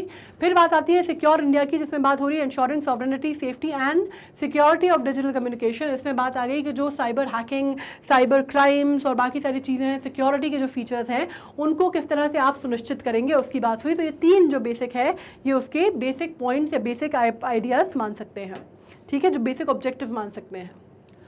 अब हम बात कर लेते हैं इंटरनेशनल माइग्रेशन रिव्यू फोरम की, IMRF की। इसमें first IMRF is being held, India also participating under the auspices of General Assembly at the United Nations, और ये होगा अब से हर साल हर 4 वर्ष में एक बार होगा, और ये 2022 से स्टार्ट हुआ है, ठीक है। IMRF की बात कर रहे हैं तो फाइनली अगर हम बात करते हैं तो प्राइमरी इंटर गवर्नमेंटल ऑर्गेनाइजेशन है, ग्लोबल प्लेटफॉर्म है जहाँ पे डिस्कस किया जाएगा या प्रोग्रेस की जाएगी implementation of all aspect pertaining to migration. Migration से रिलेटेड बहुत ज़्यादा बातें जो हैं, आपको मालूम है कि कोविड जब हमारे यहाँ स्टार्ट हुआ था उससे पहले बहुत ज़्यादा जो बातें थी वो माइग्रेशन के ऊपर हो रही थी, या आप बात कर रहे थे कि जो बाहर के लोग आके बस जाते हैं उनके ऊपर हो रही थी, या आप बात करते हैं कि नॉन कॉन्स्टिट्यूशनल जो माइग्रेशन की जो समस्या थी या रिफ्यूजी की समस्या थी उसके ऊपर हो रही थी। तो अब ये बेसिकली ग्लोबल प्लेटफॉर्म है जिसपे इस तरह की समस्याएं और सस्टेनेबल डेवलपमेंट के ऊपर चर्चा की जाएगी और एक तरह के गोल्स जो है वो फिक्स किए जाएंगे, ठीक है। इसकी आप बात कर सकते हैं अग्रीड टू प्रोग्रेस डिक्लेरेशन, इसमें आप बात कर रहे हैं adoption of inter governmental agreed progress declaration. और नेक्स्ट न्यूज़ हम बिल्कुल ही अलग करने वाले हैं, हम बात करने वाले हैं वर्शिप एक्ट की, ठीक है। तो वर्शिप एक्ट के अंतर्गत क्या हुआ है बात, अभी आपको मालूम है कि इंडिया में बहुत तमाशे आजकल ये होने लगे हैं कि एक जगह आप पहले कोई चीज़ निकाल लेते हैं, फिर आप कहते हैं कि भाई 100 साल पहले 200 साल पहले यहाँ पर आज की डेट में मस्जिद बनी हुई है, लेकिन यहाँ पे 200-300 साल पहले यहाँ पे मंदिर था, या फिर आप कहते हैं आज की डेट में यहाँ मंदिर बना हुआ है, वहाँ से 100 साल पहले 150 साल पहले जब अंग्रेज़ रहते थे वहाँ पर चर्च था, या इस तरह की जो बातें होती है ना कि भाई एक जो प्लेस ऑफ वर्शिप है उसकी जगह पे आज से 200-300 साल पहले या 150 साल पहले कुछ और बना हुआ था, कोई और प्लेस ऑफ वर्शिप थी या किसी और धर्म से जो जुड़ी हुई जगह थी वो थी, ठीक है। तो ये बहुत ज़्यादा क्या है कि बहुत भावनात्मक टॉपिक है, लोगों के लिए इसको ना एकदम से एक्सेप्ट करना बड़ा मुश्किल होता है, और फाइनली इसके ऊपर अपने यहाँ मालूम है आपको कि धर्म और जात पात के ऊपर इतने दंगे हो जाते हैं कि लोगों को कंट्रोल करना मुश्किल हो जाता है, पूरी की पूरी आपकी जो व्यवस्था है वो गड़बड़ा जाती है, ठीक है। तो इसके ऊपर वर्शिप एक्ट आया है, वर्शिप एक्ट में उन्होंने बात की है कि भैया ऐसा है कि 200-300 साल जो भारत का तो जो इतिहास है, अगर आक्रमण का इतिहास देखें आप भारत में तो पिछले 10,000 साल का है, ठीक है। अगर आप आर्यंस की बात कर लेते हैं या अगर आप बात कर लेते हैं उसके बाद अगर आप दुनिया की डायनेस्टीज़ जो हैं वो हमारे आई, मतलब हुन इन्वेजन हुए हमारे यहाँ, टर्किश इन्वेजन हुए हमारे यहाँ, ईरानियन हुए हमारे यहाँ, ग्रीक हुए हमारे यहाँ, बाकी आपको मालूम है कि मुग़ल डायनेस्टीज़ आई, दिल्ली सल्तनत आई, कितने सारे मतलब अगर अपन नाम लेना चालू करें तो पर उसके बाद फ्रेंच आए, पोर्चुगीज़ आए, ब्रिटिश आए, राइट। तो सब लोग जब आए और यहाँ पे आके इंडिया में रहे और इतने लंबे अरसे तक रहे तो उन्होंने अपनी प्लेसेस ऑफ वर्शिप बनाई। फिर कहा जाता है कि देखिए बहुत बड़े बड़े जो मंदिर थे उनको बाकी बोला जाता है जब मुस्लिम्स रूलर आए तो कहा गया है कि काफ़ी सारे थे जिन्होंने मंदिर को तोड़वा के मस्जिदों का निर्माण किया। बाकी कहा जाता है कि फिर जब ब्रिटिशर्स, पोर्चुगीज़, फ्रेंच वगैरह जो बाकी स्टैब्लिशमेंट आए तो उनका कहना था कि भाई बाकी जो प्लेसेस ऑफ वर्शिप हैं उनको उन्होंने हटा के उन्होंने अपने चर्चेस का स्थापना की, राइट। तो उसके ऊपर बहुत सारी बातें जो निकल के सामने आती हैं वो आती हैं। तो बहुत ये बड़ा जिसको बोलते हैं ना बोन ऑफ कंटेंशन के साथ साथ बड़ा नाजुक मुद्दा भी इंडिया में रहा है। तो इसके ऊपर ये बहुत इंपॉर्टेंट एक एक्ट ऑफ वर्शिप जो है प्लेसेस ऑफ वर्शिप एक्ट 1991 में आया था, लेकिन अभी इसके ऊपर और बात हुई है, अभी इसके ऊपर फिर से निकल के मामला सामने आया है क्योंकि बाबरी मस्जिद और राम भूमि का जो जन्मभूमि है उसके ऊपर जो बात हुई थी, जो चर्चा हुई थी, सुप्रीम कोर्ट का वर्डिक्ट आया था, वो तो सब जानते हैं। और आपको मालूम है कि वो जो वर्डिक्ट आया तब ये हालत थी भारत में कि हर आदमी का जो दिल है वो धक धक धक धक कर रहा था। ऐसा लग रहा था कि पता नहीं क्या हो जाएगा और फिर से कहीं ऐसा ना हो कि दंगे छिड़ जाए जैसा कि आपको मालूम है डिमोलिशन के टाइम पे हुआ था, ठीक है। तो हर आदमी एक तरह से आप कह सकते हैं कि इतना बड़ा वर्डिक्ट था और इतना वो बेंचेस के ऊपर प्रेशर था कि मतलब आप कह सकते हैं कि उनको मालूम था कि क्या जजमेंट वो देने वाले हैं, but thankfully the better sense prevailed और ऐसा कुछ नहीं हुआ। तो उसको हालांकि इससे बाहर रखा गया है, लेकिन बात हो रही है कन्वेंशन अब किसी भी प्लेस का वर्शिप की जो प्लेस है उसको कन्वर्ट नहीं किया जाएगा into another place of religious worship. ये बात तय हो गई है। ये 1991 में भी हो गई थी कि भाई अब 15 अगस्त 1947 मतलब जिस दिन भारत आज़ाद हुआ था, हमारी आज़ादी के दिन जिस तरह जो जगह जो चीज़ जहाँ पे थी, जो प्लेस ऑफ वर्शिप जहाँ पे थी वो वहीं के वहीं रहेगी, पूरी रिस्पेक्टेबल प्लेस पे वो रहेगी, चाहे वो मंदिर हो, चाहे वो मस्जिद हो, चाहे वो गुरुद्वारा हो, चाहे वो चर्च हो, चाहे वो किसी और धर्म से जुड़ा हुआ हो, तो वो एज इट इज़ स्टेटस को में रहेगा। ये बातें नहीं होंगी कि यहाँ पे 400 साल पहले कुछ और था तो उसको ढा दिया जाए और हम कुछ अपना बनाएंगे, ये बातें नहीं होंगी, ठीक है। इसके ऊपर कोर्ट ने अपना वर्डिक्ट दिया है और उन्होंने कहा है कि act bar conversion of the place of worship of any religion denomination into the place of worship of the another religious denomination अब नहीं होगा। और फर्दर उन्होंने प्रोवाइड किया है कि जो भी पेंडिंग केसेस हैं कोर्ट्स में, क्या होता है हमारे यहाँ हाई कोर्ट में, सुप्रीम कोर्ट में ऐसे बहुत सारे पेंडिंग केसेस हैं जहाँ पे इस तरह के मुद्दे उठा दिए जाते हैं, तो वो ये कहा गया है कि now they would stand abetted. Alright, तो ये बात हुई है। उसके अलावा जब हम बात करते हैं, हम SDR की बात कर लें।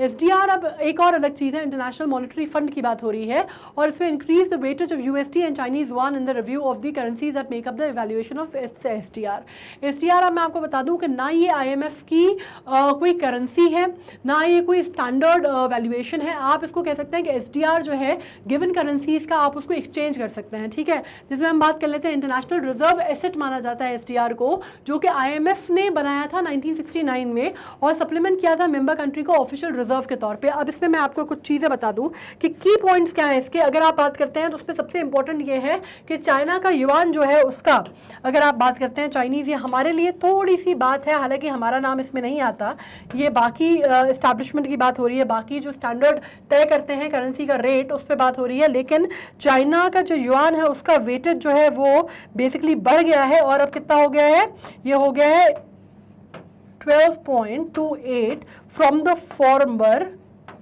10.92 से, ठीक है। और इसको आप कह सकते हैं कि ये बास्केट में 2016 में इन्वॉल्व हुआ था, उसके बाद इसका जो रेट है, जो उसका वैल्यूएशन है वो बढ़ा दिया है SDR ने। इसके अलावा मैं आपको बता दूं कि चाइनीज़ येन और ब्रिटिश पाउंड जो है वो येन सॉरी स्पेलिंग गलत कर दी मैंने, येन एंड ब्रिटिश पाउंड बेचारा वैसे भी ना सबसे कम माना जाता है इसमें, ठीक है। इसमें US सबसे ज़्यादा स्ट्रॉन्ग माना जाता है, ब्रिटिश पाउंड स्टर्लिंग जो है इसमें कम माना जाता है, वो डिक्लाइन हुआ है, कम हो गया है, ठीक है, वो डिक्लाइन हुआ है। US पाउंड जो है उसकी जो वेटेज है, जो वैल्यूएशन है वो डिक्लाइन हुई है, नीचे चली गई है। ये इंपॉर्टेंट है। येन मतलब जापानीज़ का, उनकी बढ़ी है, युआन की बढ़ी है। ये थोड़ा सा आप कह सकते हैं कि चिंताजनक विषय इन द सेंस हो सकता है हमारे लिए, बिकॉज अभी हम as a country standoff पे हैं चाइना के साथ, वी नो। और आपको मालूम है अगर उनका वैल्यूएशन बढ़ेगा तो मतलब उनके करेंसी का एक्सचेंज रेट जो है वो भी बढ़ेगा, ठीक है। इसमें अगर आप बात करते हैं तो वेटेज जो है उसका बढ़ना to be in the third place. और इसके बाद आप ये बात कर लेते हैं अमिट डिप्रिसिएशन जो है लेट अप्रैल में हुआ था और इसमें स्लोपिंग डोमेस्टिक ग्रोथ हो गई थी कोविड इंड्यूस के बाद, लेकिन उसके बाद मॉनेटरी पॉलिसी के हिसाब से ये चीज़ बढ़ गई है जो कि युआन में बढ़ी है। Alright, now I get to another news and I should clear this. ठीक है, अब रीजनल एंटी टेररिस्ट स्ट्रक्चर, ये मैंने इसमें से बीच में से कुछ ओके ये है। It's value is based on basket of 5 currencies. 5 currencies की बास्केट पे बात हो रही है। यूएस डॉलर जिसको मैंने कहा हाईएस्ट वेटेज है, यूरो, चाइनीज युआन जो कि 2016 में ऐड हुआ है, Japanese yen and British pound sterling, और जापानीज येन और ब्रिटिश पाउंड स्टर्लिंग बेचारे नीचे आ गए हैं। ठीक है, ये किसको एलोकेट किया जाता है? It is allocated to IMF member countries in proportion to their relative share in IMF। और ये आपको किसको दिया जाता है? मतलब जो भी उनका रिलेटिव शेयर है IMF में, उसके हिसाब से आप उसको एलोकेट कर सकते हो, उसको मेंबर कंट्री को। ठीक है, हाँ, ये बात हो रही है रैट्स की, जो कि रीजनल एंटी टेररिस्ट स्ट्रक्चर की बात हो रही है। India is hosting the meeting of Shanghai Cooperation Organisation, जिसको SCOs बोलते हैं। ये आप जो मैं टर्म्स बोलती हूँ ना, ये प्लीज़ आप याद रखा कीजिए, ये कई बार बहुत इंपॉर्टेंट टर्म्स हैं और क्वेश्चन आ जाती है, जो कि एंटी टेररिस्ट बॉडी है रैट्स की। एंटी टेररिस्ट बॉडी मतलब regional anti terrorist structure rats का। अब रैट्स बेसिकली 3 लेवल पे काम करती है, टेररिज्म, सेपरेटिज्म और एक्सट्रीमिज्म के लेवल पे। ठीक है, सपोर्ट करती है coordination and interaction between competent bodies of SCO members, states in the field of countering. क्या क्या काउंटर करने की बात हो रही है? टेररिज्म की, सेपरेटिज्म की और आपकी एक्सट्रीमिज्म की। ठीक है, इनको काउंटर करने की बात करती है। एंटी टेररिस्ट कैपेसिटी जो है मेंबर स्टेट की, वो डेवलप की जाती है by holding an annual joint anti terrorist exercises, interaction between the border services etcetera. तो इसमें क्या होते हैं, अलग अलग तरह की आपकी एक्सरसाइजेज की जाती हैं जो कि मल्टीलैटरल लेवल पे होती हैं। जो भी कंट्रीज इसकी मेंबर्स हैं, उनमें साथ में जॉइंट कोलैबोरेशन के थ्रू या जॉइंट एक्सरसाइजेज होती हैं। बॉर्डर सर्विसेज के इंट्रैक्शंस होते हैं साथ में। एंटी टेररिस्ट एक्सरसाइजेज जो हैं, वो सारे जो यूनिट्स हैं या सारी जो मेंबर कंट्रीज हैं, उनके जो टास्क फोर्सेज हैं, वो एक साथ मिलकर जॉइंट एक्सरसाइजेज करती हैं। तो इनकी बात हो रही है। ठीक है, इसमें अब जब हम बात करते हैं तो SCO is a permanent intergovernmental political economics and military organisation, जो कि शंघाई में 2001 में आई थी। 2001 मतलब आप ये जानते हैं, ये वो समय था जब वर्ल्ड ट्रेड सेंटर पे जो है वो आक्रमण किया गया था और टेररिज्म जो था अपने चरम पे पहुंच गया था इंटरनेशनल पॉलिटिक्स में। ठीक है, तो इस समय पे हुआ था। इसमें से मेंबर कंट्रीज अगर आप देखते हैं तो उसमें रशिया है, चाइना है, इंडिया है, पाकिस्तान है, क्रेग्स है, रिपब्लिक है, कजाकिस्तान है, तजाकिस्तान है और उज़्बेकिस्तान है। ठीक है, मतलब हम बेसिकली बात कर रहे हैं कहाँ की? पूरे एशियन रीजन की। ठीक है, तकरीबन पूरे एशियन रीजन की हम बात कर रहे हैं यहाँ पे। इसके अलावा अब हम बात कर लेते हैं कन्हेरी केव्स की। कन्हेरी केव्स अगर आपको मालूम है तो इनका नाम आपने अगर जब हमने आपको प्री हिस्ट्री की चीज़ें पढ़ाई थी, जब मैंने आपको हिस्ट्री का चैप्टर्स पढ़ाए थे एंशिएंट हिस्ट्री के, आपको मतलब मैंने CUT में तो कवर किया हुआ है, ये आप चाहें तो उसमें देख सकते हैं। तो ये 9th और 10th सेंचुरी में बनाई हुई केव्स हैं और इसमें ये कहाँ पे पाई गई हैं? ये संजय गांधी जो महाराष्ट्र में जो नेशनल पार्क है उसका हिस्सा बोला जाता है, उसके कोलैबोरेटिव कॉम्प्लेक्स में रॉक कट माउंटेन से ही है। ठीक है, और इसने इनॉग्रेट किया है पब्लिक एमिनिटीज़ जो है कन्हेरी केव्स में, और बुद्धिस्ट मंक्स ने इसका निर्माण किया था। ठीक है, बुद्धिस्ट मंक्स ने इसका निर्माण किया था और इसका जो शब्द है वो कृष्णागिरी से आता है, जिसका मतलब होता है ब्लैक माउंटेन। ठीक है, इसके अगर आप आर्टिस्टिक एविडेंसेस देखेंगे तो उसमें तीनों जो बुद्धिज़्म के अगर आप व्हीकल्स की मांग करते हैं तो उसमें आते हैं। ठीक है, इसमें आपका हिनयान, महायान और वज्रयान तीनों की बात होती है। इसमें आप बात कर सकते हैं कि सतवाहंस के टाइम पे कहा जाता है, या अगर आप बात करते हैं वकतक्स की, अगर हम बात करते हैं वकटाकास की, अगर आप बात करते हैं, जो कि आपको मालूम है कि चोला डायनेस्टी के टाइम पे नीचे की तरफ आया करते थे, साउथ इंडिया में आया करते थे, और चोला डायनेस्टी के टाइम पे ये चोलास के अंदर भी एक टाइम पे रहे, क्योंकि उनकी जो बेटी थी वो यहाँ के जो राजा थे उनसे ब्याही हुई थी, और उस टाइम पे एक तरह से जब उनका निधन हो जाता है राजा का, तो ये एक तरह से इनडायरेक्ट कंट्रोल में आ जाती है चोलास के। ठीक है, तो ये वाला जो एरिया है उस टाइम पे इसको कहा जाता है, इनको फ्लरिश किया गया था पैट्रोनेज पे। और सबसे पहले इनका रेफरेंस जो है वो फाहीन में मिलता है, फाहीन ने किया था। फाहीन कौन थे? चाइनीज़ मंक थे जो कि इंडिया आए थे, और ये किस टाइम पे आए थे? चंद्रगुप्त सेकंड के टाइम पे। तो इनके जो राइटिंग है उसमें सबसे पहले इनका कन्हेरी केव्स की जिक्र किया गया है। सबसे इंपॉर्टेंट 2-3 चीज़ें हैं। ये फाहीन के टाइम पे था, इसमें किसके टाइम पे फ्लरिश हुए, इसमें से 2-3 नाम अगर आप याद कर लेते हैं, सिलहरस की बात कर लेते हैं, या ट्राइकोटास की बात कर लेते हैं, या वकतास की बात कर लेते हैं, तो ये इंपॉर्टेंट है। इसके अलावा अगर आप बात करते हैं इसका मतलब क्या होता है, तो कृष्णगिरी का मतलब होता है ब्लैक माउंटेन, ये इंपॉर्टेंट है। और कहाँ पड़ता है लोकेशन, तो संजय गांधी जो नेशनल, आपको मालूम है कि संजय गांधी नेशनल पार्क जो है बोरीवली मुंबई में स्थित जो है उसमें आता है ये रॉक माउंटेन के तौर पे। अब हम बात कर लेते हैं रामगढ़ विषधारी टाइगर रिजर्व की। ठीक है, अब ये जो टाइगर रिजर्व है ये कहाँ पड़ता है, ये कोटा और जयपुर के बीच में एक स्थान है, वहाँ पे पड़ता है। और इसमें राजस्थान गवर्नमेंट ने नोटिफाई किया है Ramgarh Vishdhari wild life sanctuary को एज अ टाइगर रिजर्व, उन्होंने इसको टाइगर रिजर्व के तौर पर घोषित कर दिया है। अब टाइगर रिजर्व क्या होता है, state government as per provision of Wildlife Protection Act 1972 का जो हमारा वाइल्ड लाइफ प्रोटेक्शन एक्ट है उसके अंदर आता है। और एडवाइस कैसे होती है, on the advice of national tiger conservation authority, जिसको NTCA बोला जाता है। वो जब किसी चीज़ को आप कहते हैं कि वेटेज देते हैं या वो जो किसी चीज़ को प्रमाणित करते हैं या एडवाइस करते हैं, तब उस स्थान को आप एज अ टाइगर रिजर्व घोषित कर सकते हैं। और ये मैं बता दूं आपको, रामगढ़ टाइगर रिजर्व कहाँ पर है, कोर जोन जो होता है ये कोर जोन माना जाता है किसका, रणथंभौर टाइगर रिजर्व का। ठीक है, टाइगर रिजर्व का। और ये जो है ये पूरा बफर जोन माना जाता है, ये पूरा टाइगर बफर जोन माना जाता है। और ये जो आप नीला नीला देख पा रहे हैं यहाँ पे फॉरेस्ट कंपार्टमेंट है जिसमें माइनिंग लीज पे दी जाती है। ठीक है, अब इसमें अगर आप बात करते हैं तो रामगढ़ टाइगर रिजर्व में से मैं कहा जयपुर और कोटा के बीच में पड़ता है, तो ये जयपुर और कोटा और यहाँ पे आप मान लीजिए रामगढ़ टाइगर रिजर्व पड़ता है। एक तरह से इसको कहा जाता है कि दो जो सेंचुरीज हैं उनके बीच में जोड़ने का इनको काम करता है, कॉरिडोर के तरह पे काम करता है, जिसको आप बोलते हैं जो रणथंभौर टाइगर रिजर्व है जो कि बहुत फेमस टाइगर रिजर्व है भारत का कॉर्बेट के या कान्हा के अलावा। उसके अलावा अगर आप बात करते हैं तो उसका और मुकंदरा हिल के बीच में जो टाइगर रिजर्व है उसके बीच में एक कॉरिडोर का काम करता है। तो अब फाइनली उस क्षेत्र को भी इन्होंने टाइगर रिजर्व घोषित कर दिया है। फोर्थ टाइगर रिजर्व माना जाता है राजस्थान का, जिसमें आपने सिरस्का की बात करते हैं या मुकंदरा की बात करते हैं। और 52nd टाइगर रिजर्व माना जाता है भारत का। ये इंपॉर्टेंट है, ठीक है, कि फोर्थ राजस्थान का है और 52nd पूरे भारत का है, मतलब 51 ऑलरेडी एग्जिस्टिंग थे। आपको मालूम है भारत में टाइगर्स की संख्या दुनिया में सबसे ज़्यादा है।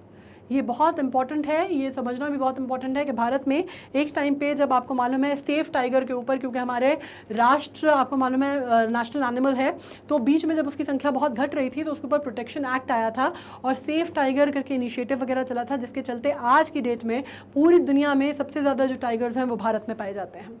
ठीक है, अब बात हो रही है थॉमस कप की। थॉमस कप जो है India won its maiden Thomas Cup title beating Indonesia in 3-0 in the final. और इस पर मैंने जब ये आया था, जब ये जो मेजून स्निपेट्स का हिस्सा है, तो इसमें प्रकाश पादुकोण का एक बड़ा अच्छा वो भी आया था और उन्होंने बड़ा एक्साइटेडली इस पर उन्होंने अपना एक कमेंट भी दिया था और वो पेपर में भी आया था जो मैंने पढ़ा था। प्रकाश पादुकोण कौन? प्रकाश पादुकोण बैडमिंटन के बहुत ही होनहार, बहुत ही चमकदार सितारे इंडिया के माने जाते हैं। और आप कैसे जानते होंगे ज़्यादा, आप शायद दीपिका पादुकोण के पिता के तौर पर उन्हें जानते हैं, लेकिन वो अपने आप में बहुत नामी ग्रामी नाम अपने आप में है वो। ठीक है, थॉमस कप जो है इंटरनेशनल बैडमिंटन कॉम्पिटिशन है जो कि 1948 में स्टार्ट हुआ और तब से आप देख सकते हैं कि हमें आज तक कभी कोई हमने बैडमिंटन चैंपियनशिप नहीं जीती थी। थॉमस कप हमने नहीं जीता था, ये हमारा पहला है, इस वजह से ये इंपॉर्टेंट है, जिसमें हमने इंडोनेशिया को बीट किया है। ठीक है, तो ये रिप्रेजेंटिंग मेंबर्स जो है बैडमिंटन वर्ल्ड फेडरेशन के BWF इनके बीच में होता है।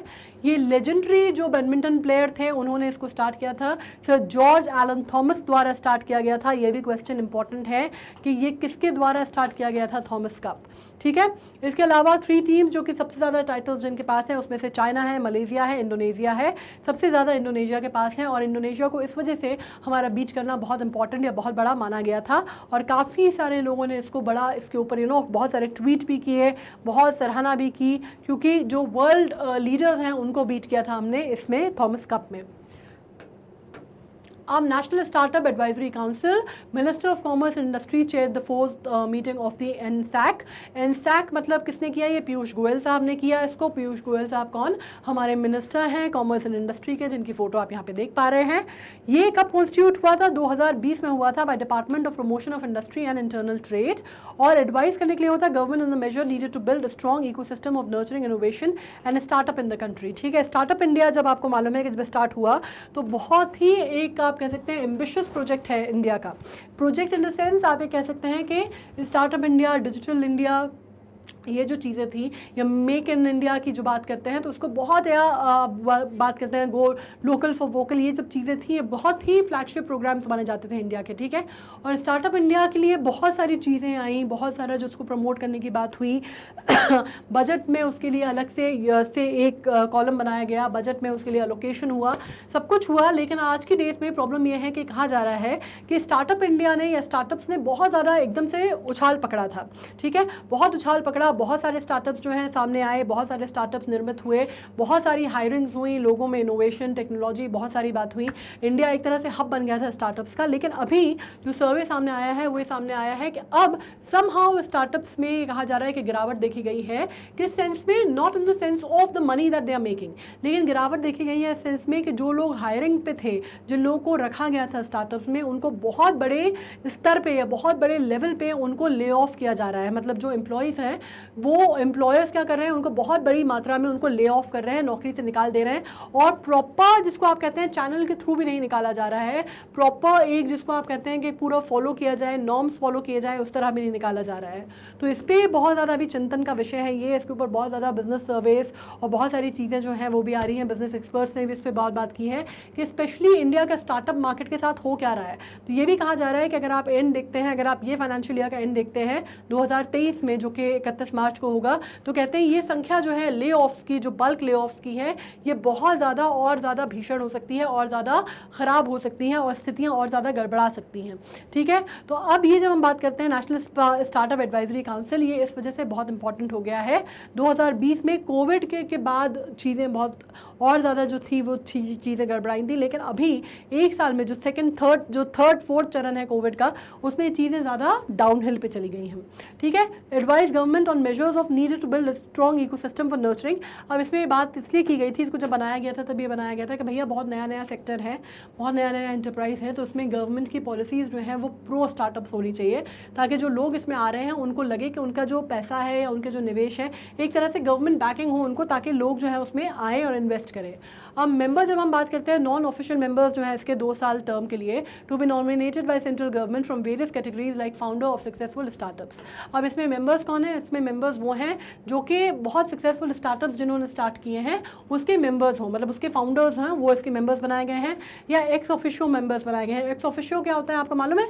एक्स ऑफिशियो वो होते हैं जो कि बेसिकली वो लोग, वो मेंबर्स जो कि उस पर्टिकुलर फील्ड में हैं, लेकिन वो किसी और फील्ड की वजह से फेमस हैं, उनका कोई और पोजीशन वो होल्ड करते हैं सोसाइटी में, और उसके कारण उनका नाम है, उसके कारण वो पहचाने जाते हैं, या उसके कारण उनकी पोजीशन है या उनकी पावर है, और वो इसमें इन्वॉल्व किए जाएंगे। तो एक्स ऑफिशियो मेंबर्स भी इसमें होंगे, जिनकी बात की जा रही है जो कम से कम जॉइंट सेक्रेटरी के रैंक पे अधीन हो, जॉइंट सेक्रेटरी या उससे ऊपर के रैंक में अधीन हो in the government of India for concern department and organisation.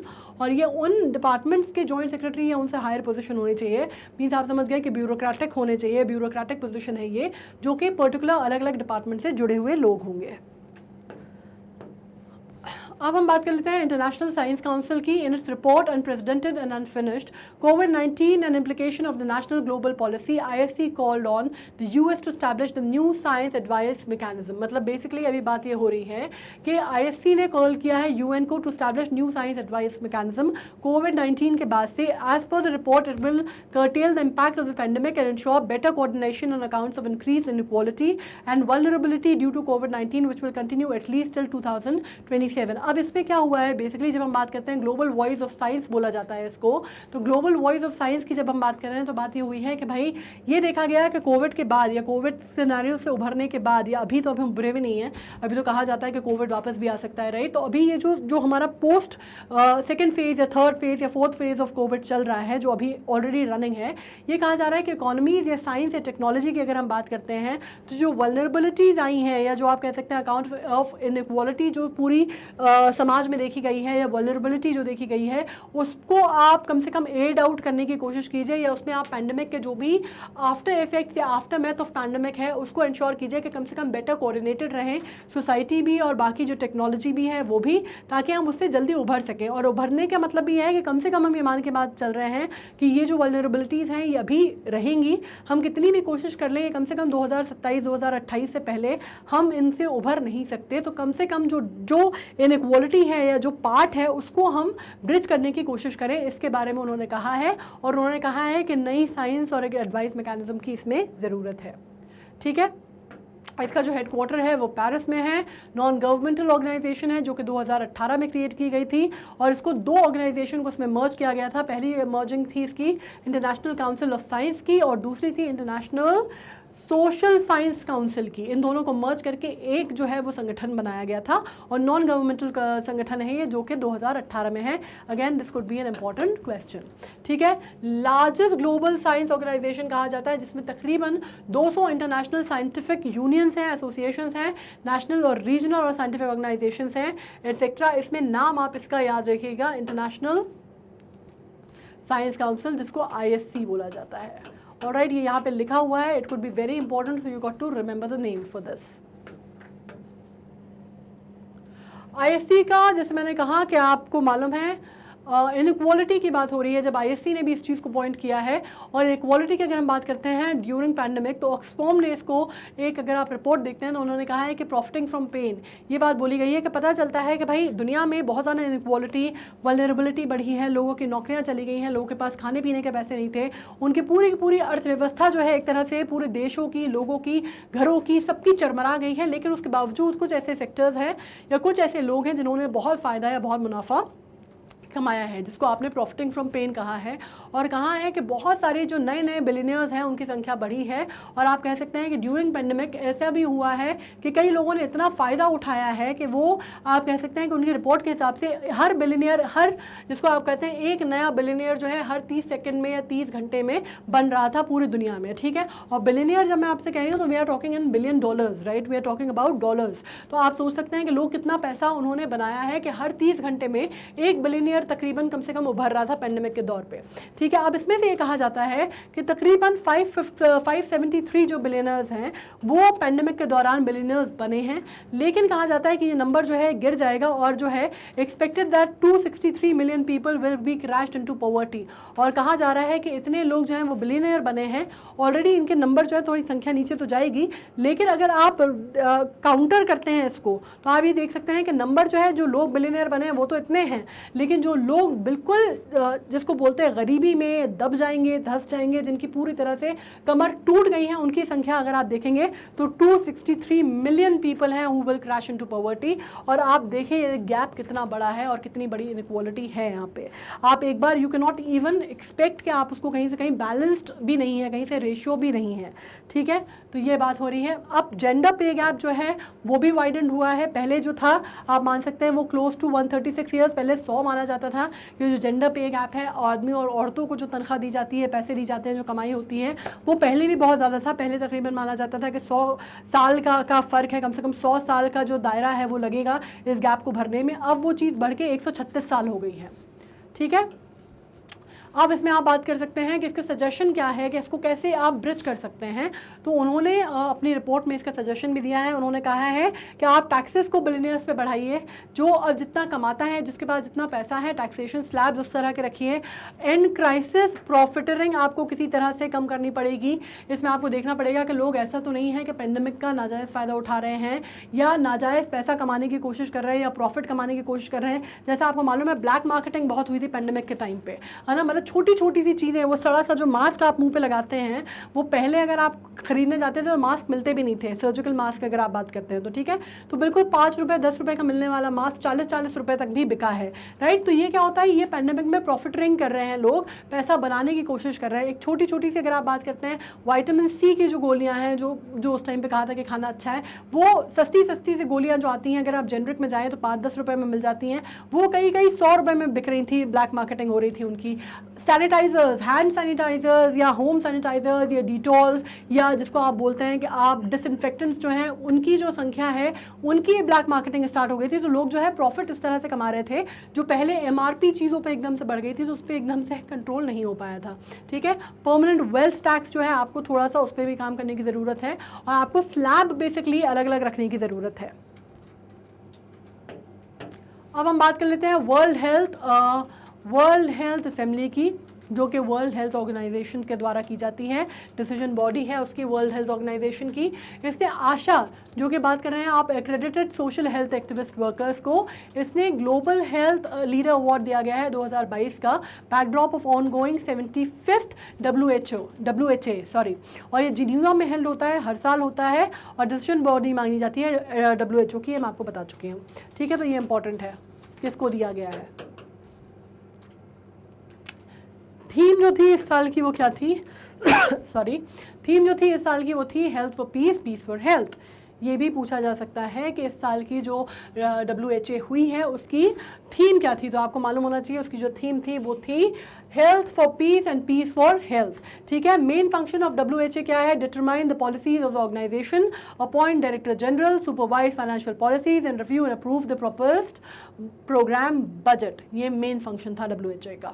ठीक है, मतलब क्या डिटरमाइन करनी थी आपको पॉलिसीज ऑर्गेनाइजेशन की, आपको डायरेक्टर जनरल जो था, नया डायरेक्टर जनरल जो था आपको वो अपॉइंट करना था, आपको फाइनेंशियल पॉलिसीज जो है इंटरनेशनल फाइनेंशियल पॉलिसीज उस पर वर्कआउट करना था, जो काम आपने किए हैं आपको उसको रिव्यू करना था और आपको अप्रूव करना था क्या, प्रपोज प्रोग्राम बजट, कि भैया इस साल का हमारा प्रोग्राम का बजट या हमारे ऑर्गेनाइजेशन का बजट क्या है for the set programmes for the set objectives.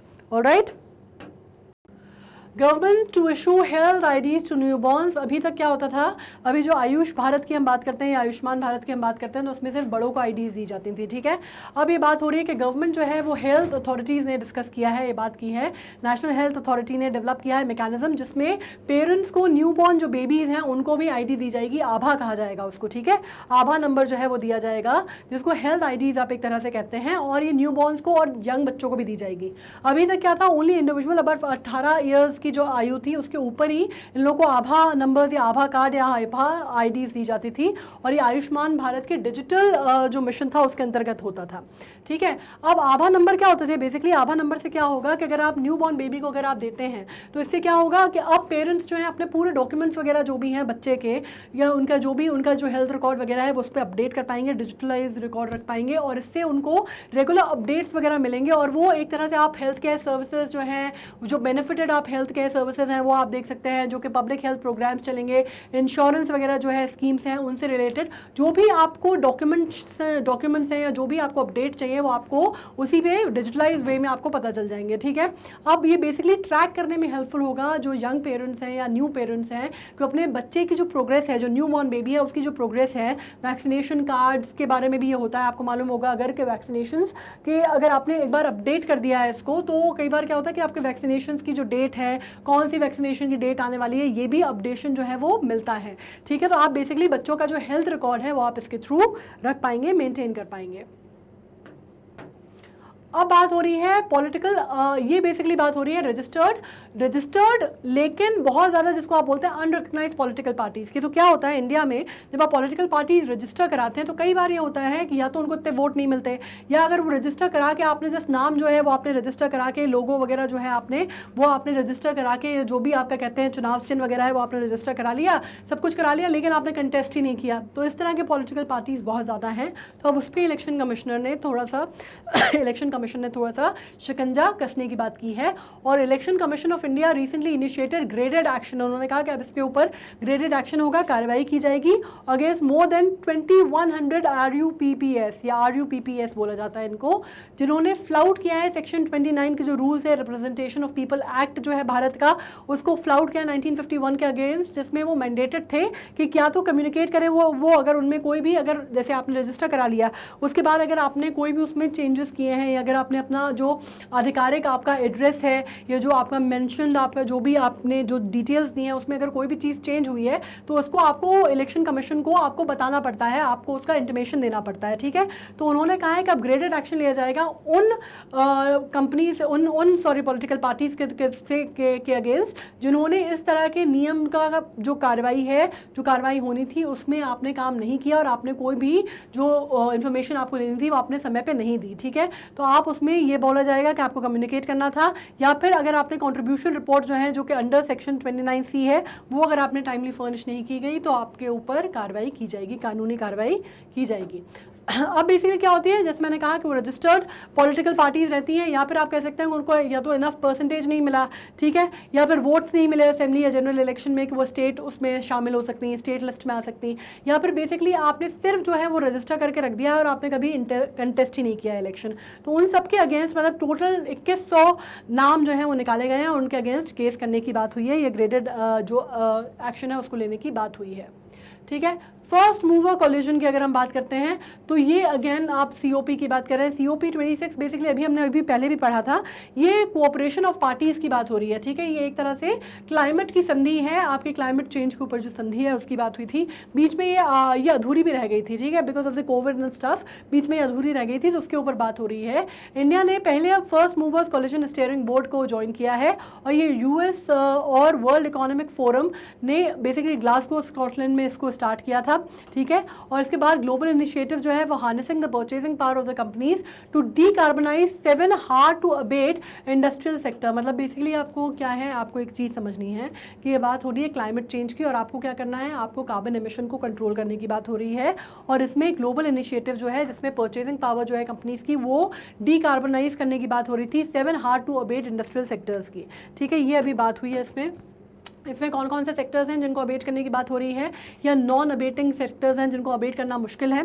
जैसे कि यहाँ पे आपने पढ़ा है बेसिकली हार्ड टू अबेट है, ठीक है। उसमें आ जाता है आपका एल्यूमिनियम आ जाता है, एविएशन आ जाता है, केमिकल आ जाता है, कंक्रीट आ जाता है, शिपिंग आ जाता है, स्टील आ जाता है, ट्रकिंग सेक्टर आ जाते हैं, जो कि तकरीबन आप मान सकते हैं कि ये वो सेक्टर्स हैं जिसमें 30% जो ग्लोबल एमिशन होता है वर्ल्ड में CO2 का, वो ज़्यादातर इन्हीं सेक्टर्स में से होता है और ज़्यादातर ग्लोबल वार्मिंग के लिए यही रिस्पॉन्सिबल हैं। तो इनके ऊपर ख़ास फोकस रखा गया है, ठीक है। अब कमर्शलाइज जीरो कार्बन टेक्नोलॉजीज़ की बात हो रही है कि किस तरह से आप जीरो कार्बन एमिशन की टेक्नोलॉजीज़ ला सकते हैं, किस तरह से आप किसी तरह से आप ये जो कार्बन फुटप्रिंट है उसको नीचे ला सकते हैं, किस तरह से आप कार्बन एमिशन को जो कि ओजोन लेयर डिप्लीशन में हो रहा है या फिर आप बाकी गैसेस की, मीथेन की, या आप CO की बात करते हैं, उनको भी आप कैसे कंट्रोल कर सकते हैं, उनके ऊपर बात हो रही है। और basically and to scale up critical emerging technologies essential for net zero transition, और इसमें आप कौन सी वो टेक्नोलॉजीज़ और कौन सी ऐसी इंडस्ट्रीज सेटअप कर सकते हैं या बात कर सकते हैं जिससे ये ओवरऑल जो क्लाइमेट पे ऊपर जो इफेक्ट पड़ रहा है उसको आप किसी तरह नीचे ला सकें या कंट्रोल कर सकें, ठीक है। नेट जीरो ट्रांजिशन या नेट जीरो कार्बन एमिशन की बात हो रही है। अब इसमें बात करते हैं better north east connectivity to bolster nations tie, external affair minister ने बात बोली है। अब आपको मालूम है नॉर्थ ईस्टर्न पे हमारा बहुत ज़्यादा फोकस है, अभी बहुत ज़्यादा फोकस बढ़ भी गया है। अभी हमारा जो बजट था उसमें भी बहुत ज़्यादा फोकस जो है नॉर्थ ईस्ट पे किया गया है और हमारे लिए बहुत क्रूशल भी हो गया है, क्योंकि अरुणाचल प्रदेश जो है एक तो सबसे बड़ी बात यह है कि जब आप इंडिया का मैप देखते हैं तो नॉर्थ ईस्ट थोड़ा सा अलग पड़ जाता है, ठीक है। वो जो 7 सिस्टर्स हैं वो थोड़ी सी अलग पड़ जाती हैं और नेशनल रूट से कनेक्टिविटी के लिए थोड़ी सी मुश्किल हो जाती है, क्योंकि एक तो थोड़ा सा डिफरेंट भी है, पहाड़ वगैरह, मौसम वगैरह भी वहाँ पे ऐसा है कि वहाँ पे कनेक्टिविटी के इश्यूज हो जाते हैं थोड़े से। तो अब उसको मेन लाइन से जोड़ने की बहुत ज़्यादा कोशिश कर रहे हैं, क्योंकि हमारे लिए बहुत क्रूशल अब हो गया है। अरुणाचल प्रदेश में जैसे आपको मालूम है चाइना ऑलरेडी काफ़ी कुछ जो है अंदर तक घुसाया है और उसने ब्रिज वगैरह भी कंस्ट्रक्ट कर लिया है। जैसे मैंने कहा कि स्टैंड ऑफ पे है इंडियन गवर्नमेंट अभी चाइनीज़ के साथ। तो बहुत सारी चीज़ें हैं जिसमें ऑलरेडी ये बातें जो है बजट सत्र में भी की गई थी, अभी फिर की जा रही हैं कि अभी बात हो रही है एक्सटर्नल अफेयर मिनिस्टर ने बात की है। उन्होंने कहा है कि greater land and sea connectivity की ज़रूरत है नॉर्थ ईस्टर्न स्टेट्स में और neighbouring countries can build on India's partnership with ASEAN. ASEAN अब आपको मालूम है क्या है, एशियान जो है ये बेसिकली एसोसिएशन की बात हो रही है साउथ ईस्ट एशियन नेशंस की, ठीक है, Japan and have a bearing Indo Pacific economic framework. अब सिग्निफिकेंस ऑफ नॉर्थ स्टेट्स की क्या है, इसमें अगर हम बात करते हैं तो E states basically north eastern states की क्या है, इसमें जियो स्ट्रैटेजिक लोकेशन अगर आप बात करते हैं तो बॉर्डर क्या है, जैसे मैंने कहा कि बाकी कंट्रीज़ के साथ नेबरिंग कंट्रीज़ के साथ शेयर करता है, जिसमें आप कह सकते हैं बॉर्डर हम किस किस के साथ, आप कह सकते हैं कि हमारी जो नेबरिंग कंट्रीज़ है वहाँ पे कौन कौन है, एक तो नेपाल आ जाता है, भूटान आ जाता है, बांग्लादेश आ जाता है, चाइना आ जाता है। इसके अलावा आप बात कर सकते हैं कि भूटान, बांग्लादेश, चाइना, नेपाल और म्यांमार भी आ जाता है उस साइड पर, ठीक है। तो आपको मालूम है कि ये जो है इसको कंड्यूसिव बनाता है इंटरनेशनल ट्रेड के लिए, ठीक है। कंड्यूसिव तो बनाता है लेकिन थोड़ा सा हमें एक तरह से आप कह सकते हैं कि हमें थोड़ा सेंसिटिव भी बनाता है, हमें थोड़ा सा वल्नरेबल भी बनाता है, ठीक है। तो अब ये फोकस करना बहुत इंपॉर्टेंट हो गया है। इस रीजन में नेचुरल रिसोर्सेज बहुत हैं। Region has immense natural resources accounting for around 34% जो है वाटर रिसोर्सेज कंट्री के जो है वो नॉर्थ ईस्ट से आते हैं। और वहाँ के बात के अलावा अगर अपन बात करते हैं तो 40% जो है, अगर आप हाइड्रो पावर की बात करते हैं भारत का, तो हाइड्रो पावर की जो अगर आप पोटेंशियल की बात करते हैं तो वो सिर्फ नॉर्थ ईस्ट से आता है, तो आप इसे समझ सकते हैं कि ना सिर्फ इंटेग्रल भाग होने के अलावा वो तो है ही इंटेग्रल पार्ट हमारे कंट्री का, लेकिन उसके अलावा भी उसकी जो इंपॉर्टेंस है वो कितनी ज़्यादा है, राइट। इसके अलावा एक और चीज़ जो बहुत इंपॉर्टेंट है वो ये है कि आपको मालूम है कि जब हम बात करते हैं ईस्ट और वेस्ट की, राइट, तो आपको मालूम है कि इंडिया के जो बॉर्डर है वो 7 कंट्रीज़ के साथ आप शेयर करते हैं, ठीक है। अगर आप साउथ में चले जाते हैं तो हमारा जो नेबरिंग कंट्री है, अगर आप नेबरिंग कंट्री की बात करते हैं तो बिल्कुल इमीडिएट नेबर जो है हमारी श्रीलंका है, बाकी क्योंकि पेनिनसुलर है तो बाकी सारी कंट्रीज तो वहाँ आती नहीं है, क्योंकि आपको मालूम है कि IOR लग जाता है, इंडियन ओशन रीजन, राइट। लेकिन अगर हम ईस्ट और वेस्ट की बात करते हैं तो जो हमारी 7 कंट्रीज हैं जिनसे हम बॉर्डर शेयर करते हैं या बाउंड्री शेयर करते हैं फॉर दैट मैटर, तो उसमें से अगर अपन वेस्ट में बात करते हैं तो वहाँ पे सिर्फ पाकिस्तान और अफगानिस्तान है, ठीक है। तजाकिस्तान भी जो है उससे हम बॉर्डर शेयर नहीं करते, बाउंड्री शेयर नहीं करते, वो हमारे अफगानिस्तान के थोड़ा सा ऊपर पड़ता है, तो हम उसको पड़ोसी जरूर बोल सकते हैं लेकिन इमीडिएट नेबर नहीं बोल सकते, राइट। तो आइडियली हमारे जो 2 नेबर्स हैं जिनके साथ हम बाउंड्री शेयर करते हैं वेस्ट में, वो कौन से हैं, पाकिस्तान और अफगानिस्तान। और अफगानिस्तान भी आपको लद्दाख का जो क्षेत्र है वहीं पर है, ठीक है। लेकिन हमारे जो मैक्सिमम आपको मालूम है कि वो ऐसे जो पड़ोसी देश मुल्क जिनके साथ हम बाउंड्री शेयर करते हैं वो ज़्यादातर वो सारे ईस्ट में आते हैं, ज़्यादातर नॉर्थ ईस्ट में आते हैं, और वो 5 ऐसी कंट्रीज हैं जिनके साथ हम बाउंड्री शेयर करते हैं और वो सारी बाउंड्रीज जो है वो नॉर्थ ईस्ट में टच होती हैं, राइट। तो उस दृष्टि से भी अगर आप बात करते हैं तो भी वो हमारे लिए एक तो बहुत एक तरह से आप कह सकते हैं एक मार्केट को ओपन करने के लिए आप कह सकते हैं गेटवे हो सकता है वर्ल्ड के लिए, राइट, एक तरह से, और दूसरी तरह से वो हमारे लिए बहुत वल्नरेबल स्पॉट भी हो सकता है। तो दोनों ही बातें हैं, दोनों ही वजह से हम एक तरह से आप एक्सेस टू मार्केट के लिए भी बहुत अच्छी जगह है वो, और दूसरा अगर आप डोमेस्टिक मार्केट से साउथ ईस्ट एशिया के मार्केट की बात कर रहे हैं तो उसके लिए एक गेटवे का भी काम कर सकता है, और वल्नरेबिलिटी का जो उसका पहलू है वो अपनी जगह है ही, ठीक है। आप बात कर सकते हैं कि eastern strategically located with access to the traditional domestic market of eastern India and is also advantage entry point for the south east Asian market, और सेंट्रल पिलर माना जाता है India's neighbourhood first and act east policies का। और सबसे important country मतलब अगर देखी जाए तो उस एरिया में अगर आप चाइना को छोड़ दें तो उस एरिया में सबसे बड़ा जो पावर सेंटर है वो इंडिया है, और गेटवे जो है वो इंडिया का हमारे यहाँ जो उनके लिए है, जो साउथ ईस्ट के लिए अगर आप बात करते हैं तो वो कौन सा हो जाता है, वो हमारे नॉर्थ ईस्ट स्टेट्स हैं, ऑलराइट। अब इसकी बात कर लेते हैं कि ये बावजूद इसके कि वो हमारे लिए इतना ज़्यादा वाइबल है, बावजूद इसके कि वो हमारे लिए इतना ज़्यादा इंपॉर्टेंट है, बावजूद इसके कि वो इतना इंटेग्रल पार्ट है भारत का, लेकिन फॉर सम रीजंस या तो उसकी जोग्राफिकल डायमेंशन की वजह से, या फिर वहाँ पे पॉलिटिकल अपहीवल्स की वजह से, या फिर जो ऐतिहासिक तौर पे जिस तरह की चीज़ें रही हैं उसकी वजह से, कि वो थोड़ी सी टेरेन जो है वो मुश्किल रही है to include it in the main, जिसको मेन लैंड में बोला जाता है, ठीक है। तो समहाउ वो थोड़ा सा अलग थलग रहा है। हम बहुत अब कोशिश कर रहे हैं to make it inclusive into everything, वो सब कुछ है, लेकिन अभी भी अगर आप बाकी पूरे भारतवर्ष के हिसाब से देखते हैं तो वहाँ पे अभी भी जो इंफ्रास्ट्रक्चरल फैसिलिटीज़ हैं वो कम है। रोड्स की अगर आप बात करते हैं, हाईवेज़ की अगर आप बात करते हैं तो वो कम है। जो बेसिक इंफ्रास्ट्रक्चर आप बात करते हैं वो भी कंपेरेटिवली बाकी कंट्री के हिसाब से काफ़ी पिछड़ा हुआ है, और ये बहुत सारी वजह जो है जोग्राफिकल जो उसकी लोकेशन है, फिजियोलॉजिकल जो लोकेशन है उसकी वजह से है, जो डेमोग्राफिक डिवाइड है उसकी वजह से है, बहुत सारे कारण है उसके। लेकिन अभी एक जो बेसिकली बात हम करने वाले हैं, जो एक मुद्दा है हमारा, वो ये है कि despite the fact that it is so important to us from every aspect, अभी वहाँ पे उतना प्राइवेट इन्वेस्टमेंट नहीं है, उतनी प्राइवेट इन्वेस्टमेंट के लिए लोग नहीं जाते, उतने बड़ा इंफ्रास्ट्रक्चर लोग वहाँ पे डेवलप नहीं करते, उतनी बड़ी जिसको आप कहते हैं कि गवर्नमेंट तो ठीक है, पब्लिक इन्वेस्टमेंट सेक्टर्स तो ठीक है, पब्लिक के अलावा प्राइवेट इन्वेस्टमेंट सेक्टर्स की बहुत ज़्यादा अभी घुसपैठ जो है वो नॉर्थ ईस्ट में नहीं हुई है। लो कैपिटल फॉर्मेशन है इस कारण वहाँ पे, क्योंकि आपको मालूम है कि इंडस्ट्री वाइज वो बहुत ज़्यादा अभी एडवांस नहीं है, तो लो कैपिटल फॉर्मेशन है, प्राइवेट इन्वेस्टमेंट नहीं है, जोग्राफिकल आइसोलेशन है, जिसकी वजह से अभी वो थोड़ा सा कटा हुआ है।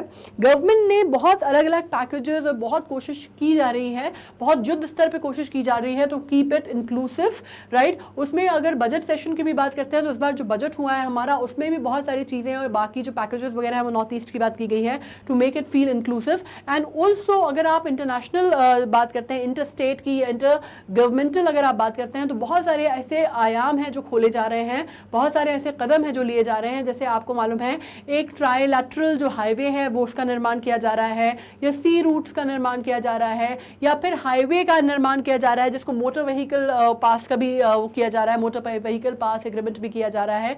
अब इसमें आप जो इंपॉर्टेंट है, जो क्वेश्चन जैसे पूछे जा सकते हैं वो ये है कि इंडिया म्यांमार थाईलैंड जो है IMT, ठीक है, ये ट्राइलैटरल हाईवे है जो कि बहुत इंपॉर्टेंट माना जा रहा है, ठीक है। इसमें ना ये क्वेश्चन जो है ये पूछे जा सकते हैं कई बार कि कौन से ऐसे आयाम हैं जो इंटर गवर्नमेंटल लेवल पे किए जा रहे हैं या खोले जा रहे हैं। तो इसमें IMT की बात हो सकती है जो कि ट्राइलैटरल हाईवे है, जो कनेक्ट करेगा मोरे को इंडिया में और मैसॉत को थाईलैंड में, ठीक है। इसके अलावा अगर आप बात करते हैं तो मल्टी मॉडल जो से मैंने कहा प्रोजेक्ट जो है वो कनेक्ट करेगा सी पोर्ट्स को, ठीक है। सी पोर्ट्स को कनेक्ट करने की बात हो रही है, ये कहाँ पे हो रही है, इंडिया और म्यांमार की हो रही है, ये इंडिया म्यांमार थाईलैंड की हो रही है। और अगर अपन तीसरे पे आ जाते हैं तो ये 4 कंट्री की हो रही है, बांग्लादेश, भूटान, नेपाल और इंडिया, जिसको BBIN मोटर व्हीकल एग्रीमेंट बोला जा रहा है। And it is considered to be very very advantages and also a very ambitious project, right. तो इसके ऊपर कई बार क्वेश्चन पूछे जा सकते हैं आपसे कि IMT जो है वो काहे के लिए स्टैंड करता है, या BBIN किसके लिए स्टैंड करता है, या ट्राइलैटरल जो एग्रीमेंट हो रहा है या ट्राइलैटरल हाईवे जो है इंटर गवर्नमेंटल वो किन किन देशों में बनने वाला है, किन किन देशों के बीच में संधि हुई है, या अगर आप बांग्लादेश, भूटान, इंडिया, नेपाल की बात करते हैं तो उसके बीच में किस तरह की संधि होने वाली है, तो आपको मालूम होना चाहिए मोटर व्हीकल एग्रीमेंट हुआ है, ठीक है। So these kind of question can be very important and you need to understand them from the perspective of अगर हम GK के एग्जाम की बात कर रहे हैं तो। नाउ प्राइम मिनिस्टर की स्पेशल स्कॉलरशिप स्कीम की हम बात कर लेते हैं, PMSSS। अगर बात की जाए तो 2011 से वैसे ये आप कह सकते हैं कि ये चलन में है, 2011 से इसके ऊपर काम हो रहा है, 2011 से ये दी जाती है। लेकिन स्पेशली जब ये अभी आपको मालूम है कि जब ये आर्टिकल 370 स्क्रैप ऑफ हुआ जम्मू एंड कश्मीर से, जो कि आपको मालूम है इंडियन कॉन्स्टिट्यूशन में उसको एक अलग मकाम देता था, एक अलग उसके स्पेशल उसका एक स्पेशल क्या बोल सकते हैं उसको, स्पेशल स्टेटस देता था इंडियन कॉन्स्टिट्यूशन में, वो स्क्रैप ऑफ हो गया है। और आपको मालूम है कि जम्मू कश्मीर जो है स्टेट से UT बन गया है ना, यूनियन टेरिटरी बन गया है, ठीक है। तो उसमें जब बात की जाती है तो उस टाइम पे ये चीज़ और ज़्यादा बढ़ के सामने आई है कि 2011 से जो होता था उस टाइम पे 5000 मेरिटोरियस स्टूडेंट्स को क्या किया जाता था, हर साल दिया जाता था। प्राइवेट या governmental educational institute across India वो कहीं पर भी जाके पढ़ाई कर सकते थे, उनको स्कॉलरशिप देती थी सरकार, ठीक है। यही चीज़ जो है इसको उनने एक्सटेंड कर दिया है और 5 साल के लिए जम्मू एंड कश्मीर और लद्दाख के स्टूडेंट्स के लिए फॉर अनदर 5 years, ठीक है। तो ये जो है बहुत इंपॉर्टेंट है। इसके बाद अगर आप बात करते हैं तो उसमें All India Council for Technical Education एक्टे जिसको बोलते हैं, All India Council of Technical Education एक्टे जिसको बोलते हैं ना, उसके द्वारा ये इंप्लीमेंट किया गया है। और ये इसलिए किया गया है ताकि जो जम्मू एंड कश्मीर और लद्दाख के लेह लद्दाख के जो स्टूडेंट्स हैं उनको एम्प्लॉयमेंट अपॉर्चुनिटी जो है वो एट पार मिले बाकी स्टूडेंट्स की तरह देश के, और उनको आयाम जो है नौकरी करने के और एम्प्लॉयमेंट के और रोजगार के वो हासिल हो पूरे देश में, ठीक है। उसके लिए जनरेट हो सके और उनको एक बराबरी का मौका दिया जाना चाहिए, क्योंकि इतने सालों से उनके ऊपर बहुत ज़्यादा एक तरह से आप कह सकते हैं कि वो देश से अलग थलग रहे हैं, तो उनको बाकी कंट्री में आके भी घुलने मिलने का और बाकी कंट्री में पूरी कंट्री में आके उनको जितने भी और स्थापित आयाम हैं वो खोजने के और जो भी प्रयास वो कर सकते हैं उसमें सरकार उनकी मदद करने की बात कर रही है, ठीक है। अब इसमें आप बात कर लेते हैं, अब नेक्स्ट बात कर लेते हैं अपन ट्रेडिंग की बात करने वाले हैं। और ये इसमें बात हो रही है कि आपको मालूम है US जो है ये इंडिया का टॉप ट्रेडिंग पार्टनर बन गया है। अब ट्रेडिंग मतलब आपको मालूम है जब ट्रेड होता है तो इकोनॉमिकल रिलेशंस होते हैं कंट्रीज के बीच में, राइट, इकोनॉमिकल टाइज होती हैं। तो इसमें क्या होता है कि आपकी कोई भी country is not self sufficient, कोई भी कंट्री अपने आप में पूरी तरह से सेल्फ सफिशिएंट या सेल्फ आत्मनिर्भर नहीं है। बहुत सारी चीज़ें होती हैं, लोकल टू वोकल या बात की जाती है, वोकल फॉर लोकल या इस तरह की बातें की जाती हैं। हमें अपने आप को आत्मनिर्भर बनाने का प्रयास करना है, लेकिन कोई ना कोई चीज़ ऐसी होती है जिसपे हम डिपेंड करते हैं बाहर से लेने के लिए इंपोर्ट्स पे, और बहुत सारी चीज़ें ऐसी होती हैं जो हम एक्सपोर्ट करते हैं जो हमारे पास सरप्लस होती है या फिर हमें फॉरेन एक्सचेंज चाहिए होता है, ठीक है, हमें फॉरेक्स के लिए हमें एक्सपोर्ट करनी होती है। तो इसमें से अगर हम बात करते हैं तो ये जो बायलैटरल टाइज हैं, जो बायलैटरल इकोनॉमिक ट्रेडिंग है, ये अगर आप इसकी बात करते हैं तो मिनिस्ट्री ऑफ कॉमर्स के हिसाब से जो नया डेटा आया है उसके हिसाब से US जो है इंडिया का टॉप ट्रेडिंग पार्टनर बन गया है फॉर द ईयर 2021 एंड 22, जिसने चाइना को सरपास कर दिया है, ठीक है। पहले चाइना की अगर हम बात करते हैं तो चाइना से हमारी जो बायलैटरल ट्रेडिंग पार्टनर थी, ट्रेडिंग पार्टनर जो था हमारा चाइना था, but of course as you know कि जिस तरह के हालात चल रहे हैं, मैं बार बार आपको बता भी चुकी हूँ कि ट्रेड चाइना के साथ हमारे कितने अभी जिसको आप कहते हैं खींचे हुए हमारे हालात चल रहे हैं, तनातनी वाला माहौल है, थोड़ा स्टैंड ऑफ वगैरह का माहौल चल रहा है अभी। तो इस वजह से हमने बहुत सारे चाइनीज़ गुड्स जो है वो बैन कर दिए हैं, बहुत सारे चाइनीज़ ऐप्स जो हैं बैन कर दिए हैं, बहुत सारी चाइनीज़ चीज़ें जो हैं इंडिया में आना और इस्तेमाल होना बैन हो गई हैं। तो इस वजह से चाइना को सरपास कर दिया है यूएस ने, ठीक है, यूनाइटेड स्टेट्स ऑफ अमेरिका ने। और इसके बाद अगर आप बात करते हैं तो यूएस और चाइना के बाद तीसरा नंबर आता है यूएई का। यूएई जो है हमारा थर्ड लार्जेस्ट ट्रेडिंग पार्टनर माना जाता है, जिसमें से और जो बात नाम आ जाते हैं वो सऊदी अरेबिया का आ जाता है, इराक का आ जाता है और सिंगापुर का आ जाता है, ठीक है। तो ये आपसे ये भी क्वेश्चन आपसे पूछा जा सकता है, this is also a very important question कि कौन कौन से ट्रेडिंग पार्टनर्स हैं इंडिया के जो कि आपके कहा जा सकता है कि वायबल ट्रेडिंग पार्टनर्स हैं हमारे, ठीक है। लार्जेस्ट की अगर बात करते हैं तो 3 टॉप मोस्ट ट्रेडिंग पार्टनर्स कौन कौन से हमारे इंडिया के, यूएस है, चाइना है एंड आपको मालूम है यूएई है, ठीक है। बायलैटरल ट्रेड जो है इंडिया का और यूएस का that stood at $119.42 billion as against, ये बहुत ज़्यादा है, आप इसका नंबर देखिए, बहुत ज़्यादा है आंकड़ा, कंपेयर टू 80.51 बिलियन जो कि 2020-21 के फाइनेंशियल ईयर में था, ठीक है। तो India had a trade surplus with US, basically हमारा ट्रेड सरप्लस की कंडीशन बनी है यूएस के साथ। अब बात हो रही है एयरक्राफ्ट अमेंडमेंट एक्ट 2020 की, ठीक है। इसमें बेसिकली क्या हुआ है, जो डीजीसीए का अगर आपने नाम सुना है, directorate general of civil aviation, जो कि एक बॉडी है, एक स्टैट्यूटरी बॉडी है जो कि क्या करती है, जो कि सिविल एविएशन को कंट्रोल करती है कंट्री के, राइट। मतलब ये जो प्लेन्स वगैरह उड़ते हैं जो कि आपकी सिविल फ्लाइट्स होती हैं, जो आपकी मतलब we are not talking about fighter planes and fighter jets, लेकिन ये जो आपकी जो सिविल एविएशन होता है उसको कंट्रोल करने का और उसको पूरा जो चार्ज होता है उसके हाथ में होता है। उसने बेसिकली 5 लाख रुपए का फाइन, अभी आपने न्यूज़ भी पढ़ी होगी, मई जून की न्यूज़ थी ये, उसने शायद 7 या 8 मई की बात थी मेरे ख्याल से ये, ठीक है। उसने 5 लाख का फाइन जो है वो इंडिगो एयरलाइंस है, आपको मालूम है, उस पर डिफाई किया है for denying boarding to a specially abled child. एक स्पेशली एबल्ड बच्चा था जिसको रांची एयरपोर्ट पर रोक लिया गया, ठीक है। रांची एयरपोर्ट पर उसको रोक लिया गया था, रांची टू हैदराबाद मूव कर रहे थे वो लोग और रांची एयरपोर्ट पर उसको रोक लिया गया और उसको इन्होंने क्या कहा, इसको इन्होंने फ्लाइट बोर्ड नहीं करने दी, ठीक है। और वो इनका ये कहना था कि वो बच्चा जो था बहुत ही विजिबली पैनिक मोड में था और शायद वो प्लेन पे चढ़ता और कोई प्रॉब्लम हो जाती, वो नहीं हैंडल कर पाता, व्हाटएवर जो इन्होंने इंडिगो ने बाद में अपनी से सफाई दी है वो ये है।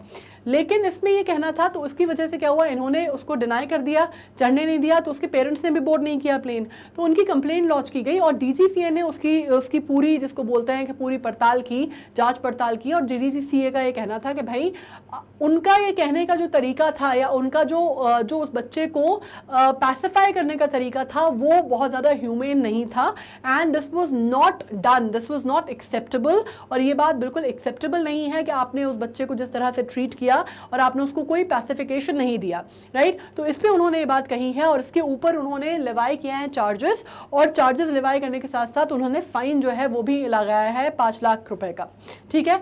First for any airline in the country, अपने तरह का पहला मामला है जब आप बात कर सकते हैं कि एयरक्राफ्ट एक्ट 2020 के द्वारा एम्पावर किया गया था डीजीसीए को कि वो लिवाई कर सकती है फाइन बिना सिविल कोर्ट को अपील किए या बिना सिविल कोर्ट में गए। मतलब क्या था, अब ये 2020 में जो अमेंडमेंट हुआ था उसमें ये पावर्स जो हैं वो डीजीसीए को दे दिए गए थे कि भाई अगर कोई सिविल एविएशन का मामला होता है तो आप किसी भी एयरलाइन पे जो भी चार्जेस हैं वो लिवाई कर सकते हैं, आपको नॉर्मल कोर्ट कचहरी के बाहर जाके, ये आपकी अथॉरिटी, आपका पावर है, ठीक है। ये अमेंडमेंट हुआ था, तो इसमें सिविल कोर्ट में जाए बिना पहली बार डीजीसीए ने किसी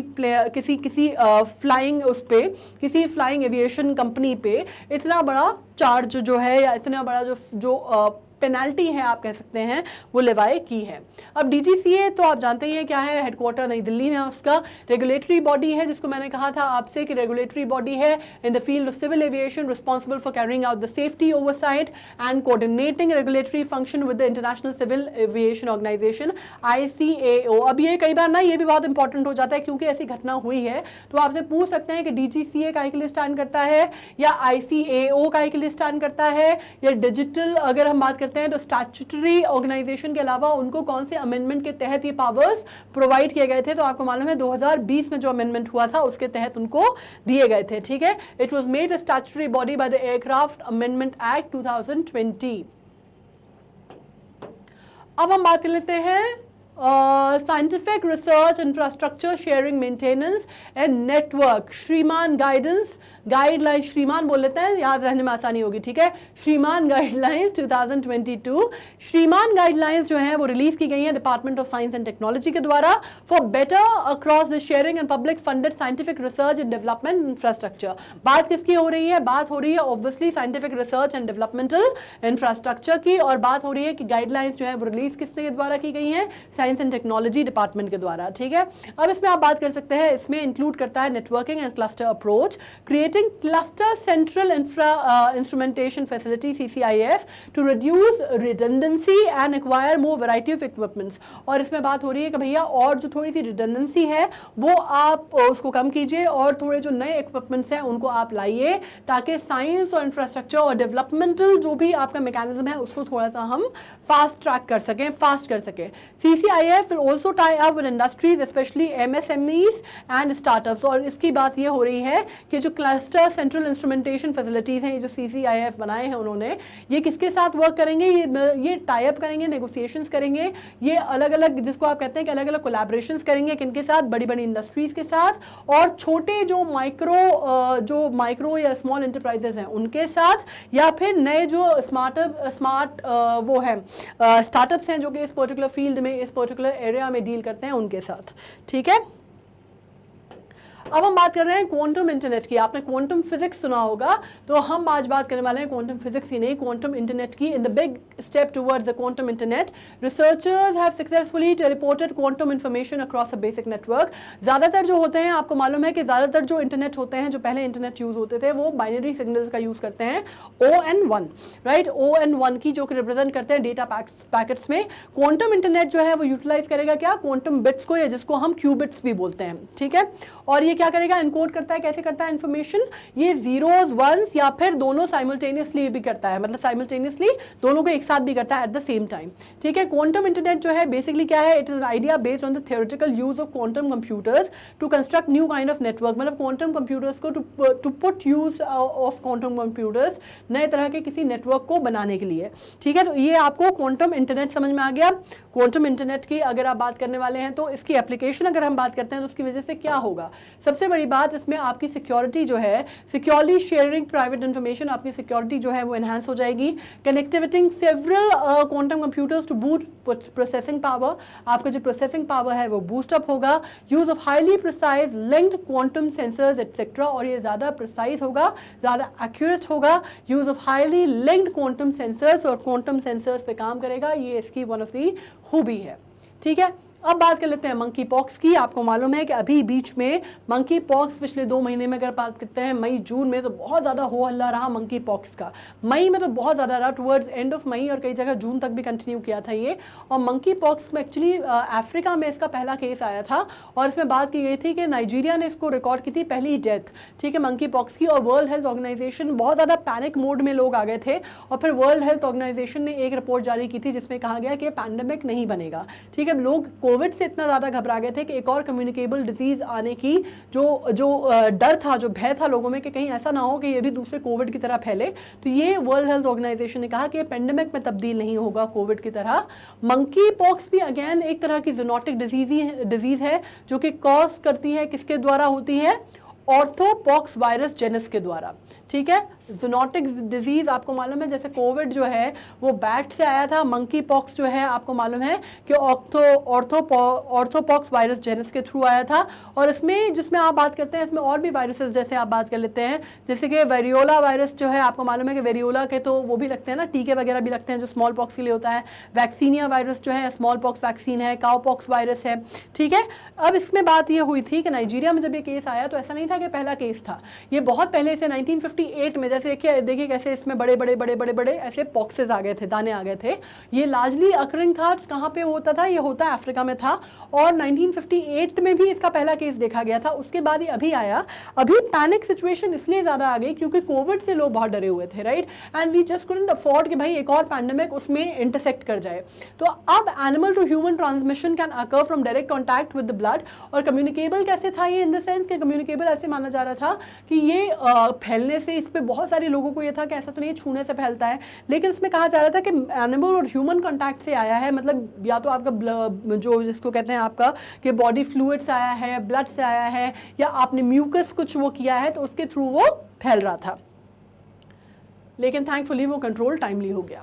इसके साथ आ गए हैं हम एंड पे, हमने ख़त्म कर लिया है अपना मई का, अगर अपन बात करते हैं मई जून का स्निपेट्स पार्ट 1 अपन ने कंप्लीट कर लिया है। काफ़ी सारा था, आई नो थोड़ा सा लेंदी हो गया था। ऑफकोर्स आपको मालूम है जब मई जून 2 महीने की अगर हम एक साथ बात करने वाले हैं, और अगर हम बात करने वाले हैं करंट अफेयर्स की, और वो चीज़ें जो कि इंपॉर्टेंट हैं करंट अफेयर्स की दृष्टि से या जीके की दृष्टि से, तो ऑब्वियसली वो लंबा तो होना था। ठीक है, होपफुली हमने इसको कंप्लीट किया है, आपको समझने में आसानी होगी। अगर आपको कुछ मुश्किल हो रही है, कोई चीज़ ऐसी है जो कि कन्फ्यूजन है, कुछ क्लैरिटी नहीं है, कुछ थोड़ा सा समझ में आया, कुछ नहीं भी आया, तो क्या करना है? सबसे पहले तो एक काम कर लो, सबसे पहले तो जाना मैग्नेट ब्रेन्स की वेबसाइट पे magnetbrains.com पे, उसको लॉगिन करना। आपको मालूम है इस तरह का जो पेज है वो ओपन होगा सामने हमारे। उस पर आपको मालूम है K-12 से लेके NTSC, ओलंपियाड, CUET सब कुछ कवर किया जाता है। ये IGKO है, IGKO पे जाना, IGKO को लॉगिन करोगे तो इस तरह से IGKO का पेज ओपन होगा। ठीक है, जैसे यहाँ पे अगर आप बात करें तो यहाँ पे आपको IGKO जो है इंग्लिश का मिलेगा आपको। ठीक है, ओलंपियाड मतलब आपको ओलंपियाड का पेज ओपन होगा, ओलंपियाड में आपको सारे ओलंपियाड मिल जाएंगे। यहाँ पे आपको IGKO मिलेगा, आपको IGKO को लॉगिन करना है, और जितने भी हमारे जो भी चैप्टर्स अभी तक आए हैं वो अंडर हेड्स में आपको सीक्वेंशियल ऑर्डर में मिलेंगे। जैसे जो हमने लाइफ स्किल्स में किया है वो लाइफ स्किल्स में मिलेगा, स्टैटिक जीके में जो है वो वहाँ मिलेगा, जो हमारे प्लांट एंड एनिमल किंगडम में है वो मिलेगा, करंट अफेयर्स में। अब ये जो टॉपिक है आपको करंट अफेयर्स में मिलेगा। करंट अफेयर्स आप ओपन करेंगे तो इस तरह का पेज आपका ओपन होगा, जिसमें आपको जितना देखना है आप उतना देख सकते हैं। मोर वीडियोज़ के भी ऑप्शन है, नेक्स्ट वीडियो का भी ऑप्शन है, so you have got the option for everything. अब आपको मैं बता दूं कि ये मई और जून का स्निपेट सिर्फ पार्ट 1 था, ये इसका पार्ट 2 भी आने वाला है। पहले इसको अच्छे से देख लो, उसके बाद हम नेक्स्ट पार्ट करेंगे। और मैं एक और बात बता दूं, क्या बताने वाली थी मैं आपको ये बताने वाली थी कि अब हम जो बात करने वाले हैं इसमें मैं आपको ये बताने वाली हूँ कि अभी ओलंपियाड की जो डेट है वो आ गई है। ठीक है, ओलंपियाड की एग्जाम कब होने वाले हैं उनकी डेट्स आ गई हैं, राइट। तो अब जो अपनी पढ़ाई है बहुत फास्ट फॉरवर्ड एक्शन में होगी, तो अब बिल्कुल टैप करके चलना। बहुत ही जितने मैंने पुराना किया हुआ है वो सारा एक बार रिवाइज कर लेना, और नेक्स्ट जो है वो आप शॉर्टी नोट सीरीज और करंट अफेयर सब कुछ साथ में चलना पड़ेगा, करना पड़ेगा, क्योंकि अदरवाइज एक एक चीज अभी हम करेंगे तो हमें बहुत सारा टाइम लग जाएगा। ठीक है, सेम चीज आपको यूट्यूब पे मिल जाएगी, जैसे हमारे चैनल पे है ना, बिल्कुल वैसे ही आप हमारे यूट्यूब चैनल पे जाएंगे, आपको प्ले लिस्ट मिल जाएगी, आपको सब कुछ जितने हमारे वीडियोस हैं सब मिल जाएंगे। आपको उसमें शॉर्टी नोट सीरीज भी मिल जाएगा, आपको जो भी सब्जेक्ट चल रहा है, हमारा कंटेंट चल रहा है, आपको वो भी मिल जाएगा। तो you will get everything there. कोई कंफ्यूजन है तो मालूम है आपको क्या करना है, नीचे लिखना है कमेंट सेक्शन में, I will get back to you on that, right. बाकी जो रेगुलर अपडेट्स हैं वो FB चैनल पे मिल जाएंगे, और आपको हमारे इंस्टा हैंडल पे मिल जाएंगे, सब जगह मिल जाएगा। तो अब जो पढ़ाई है ना वो फुल फॉर्म में आके करनी है, बिल्कुल कहीं पे कोई लैक्सिटी नहीं चाहिए, राइट। तो अब आ गई हैं डेट्स, तो अब बिल्कुल you have to pull up your socks. सबको जितने प्यारे प्यारे बच्चे हैं सबको बहुत अच्छे नंबर जो है वो ओलंपियाड में लाने हैं, right. So we are working very hard towards it, and इसको करने के बाद अब अपन स्टार्ट करने वाले हैं। इसके बाद अपना कंटेंट भी बचा है, अपना बहुत सारा कुछ बचा है, तो जल्दी जल्दी पढ़ाई करो। ठीक है, and I will meet you in the next session. Thank you so much.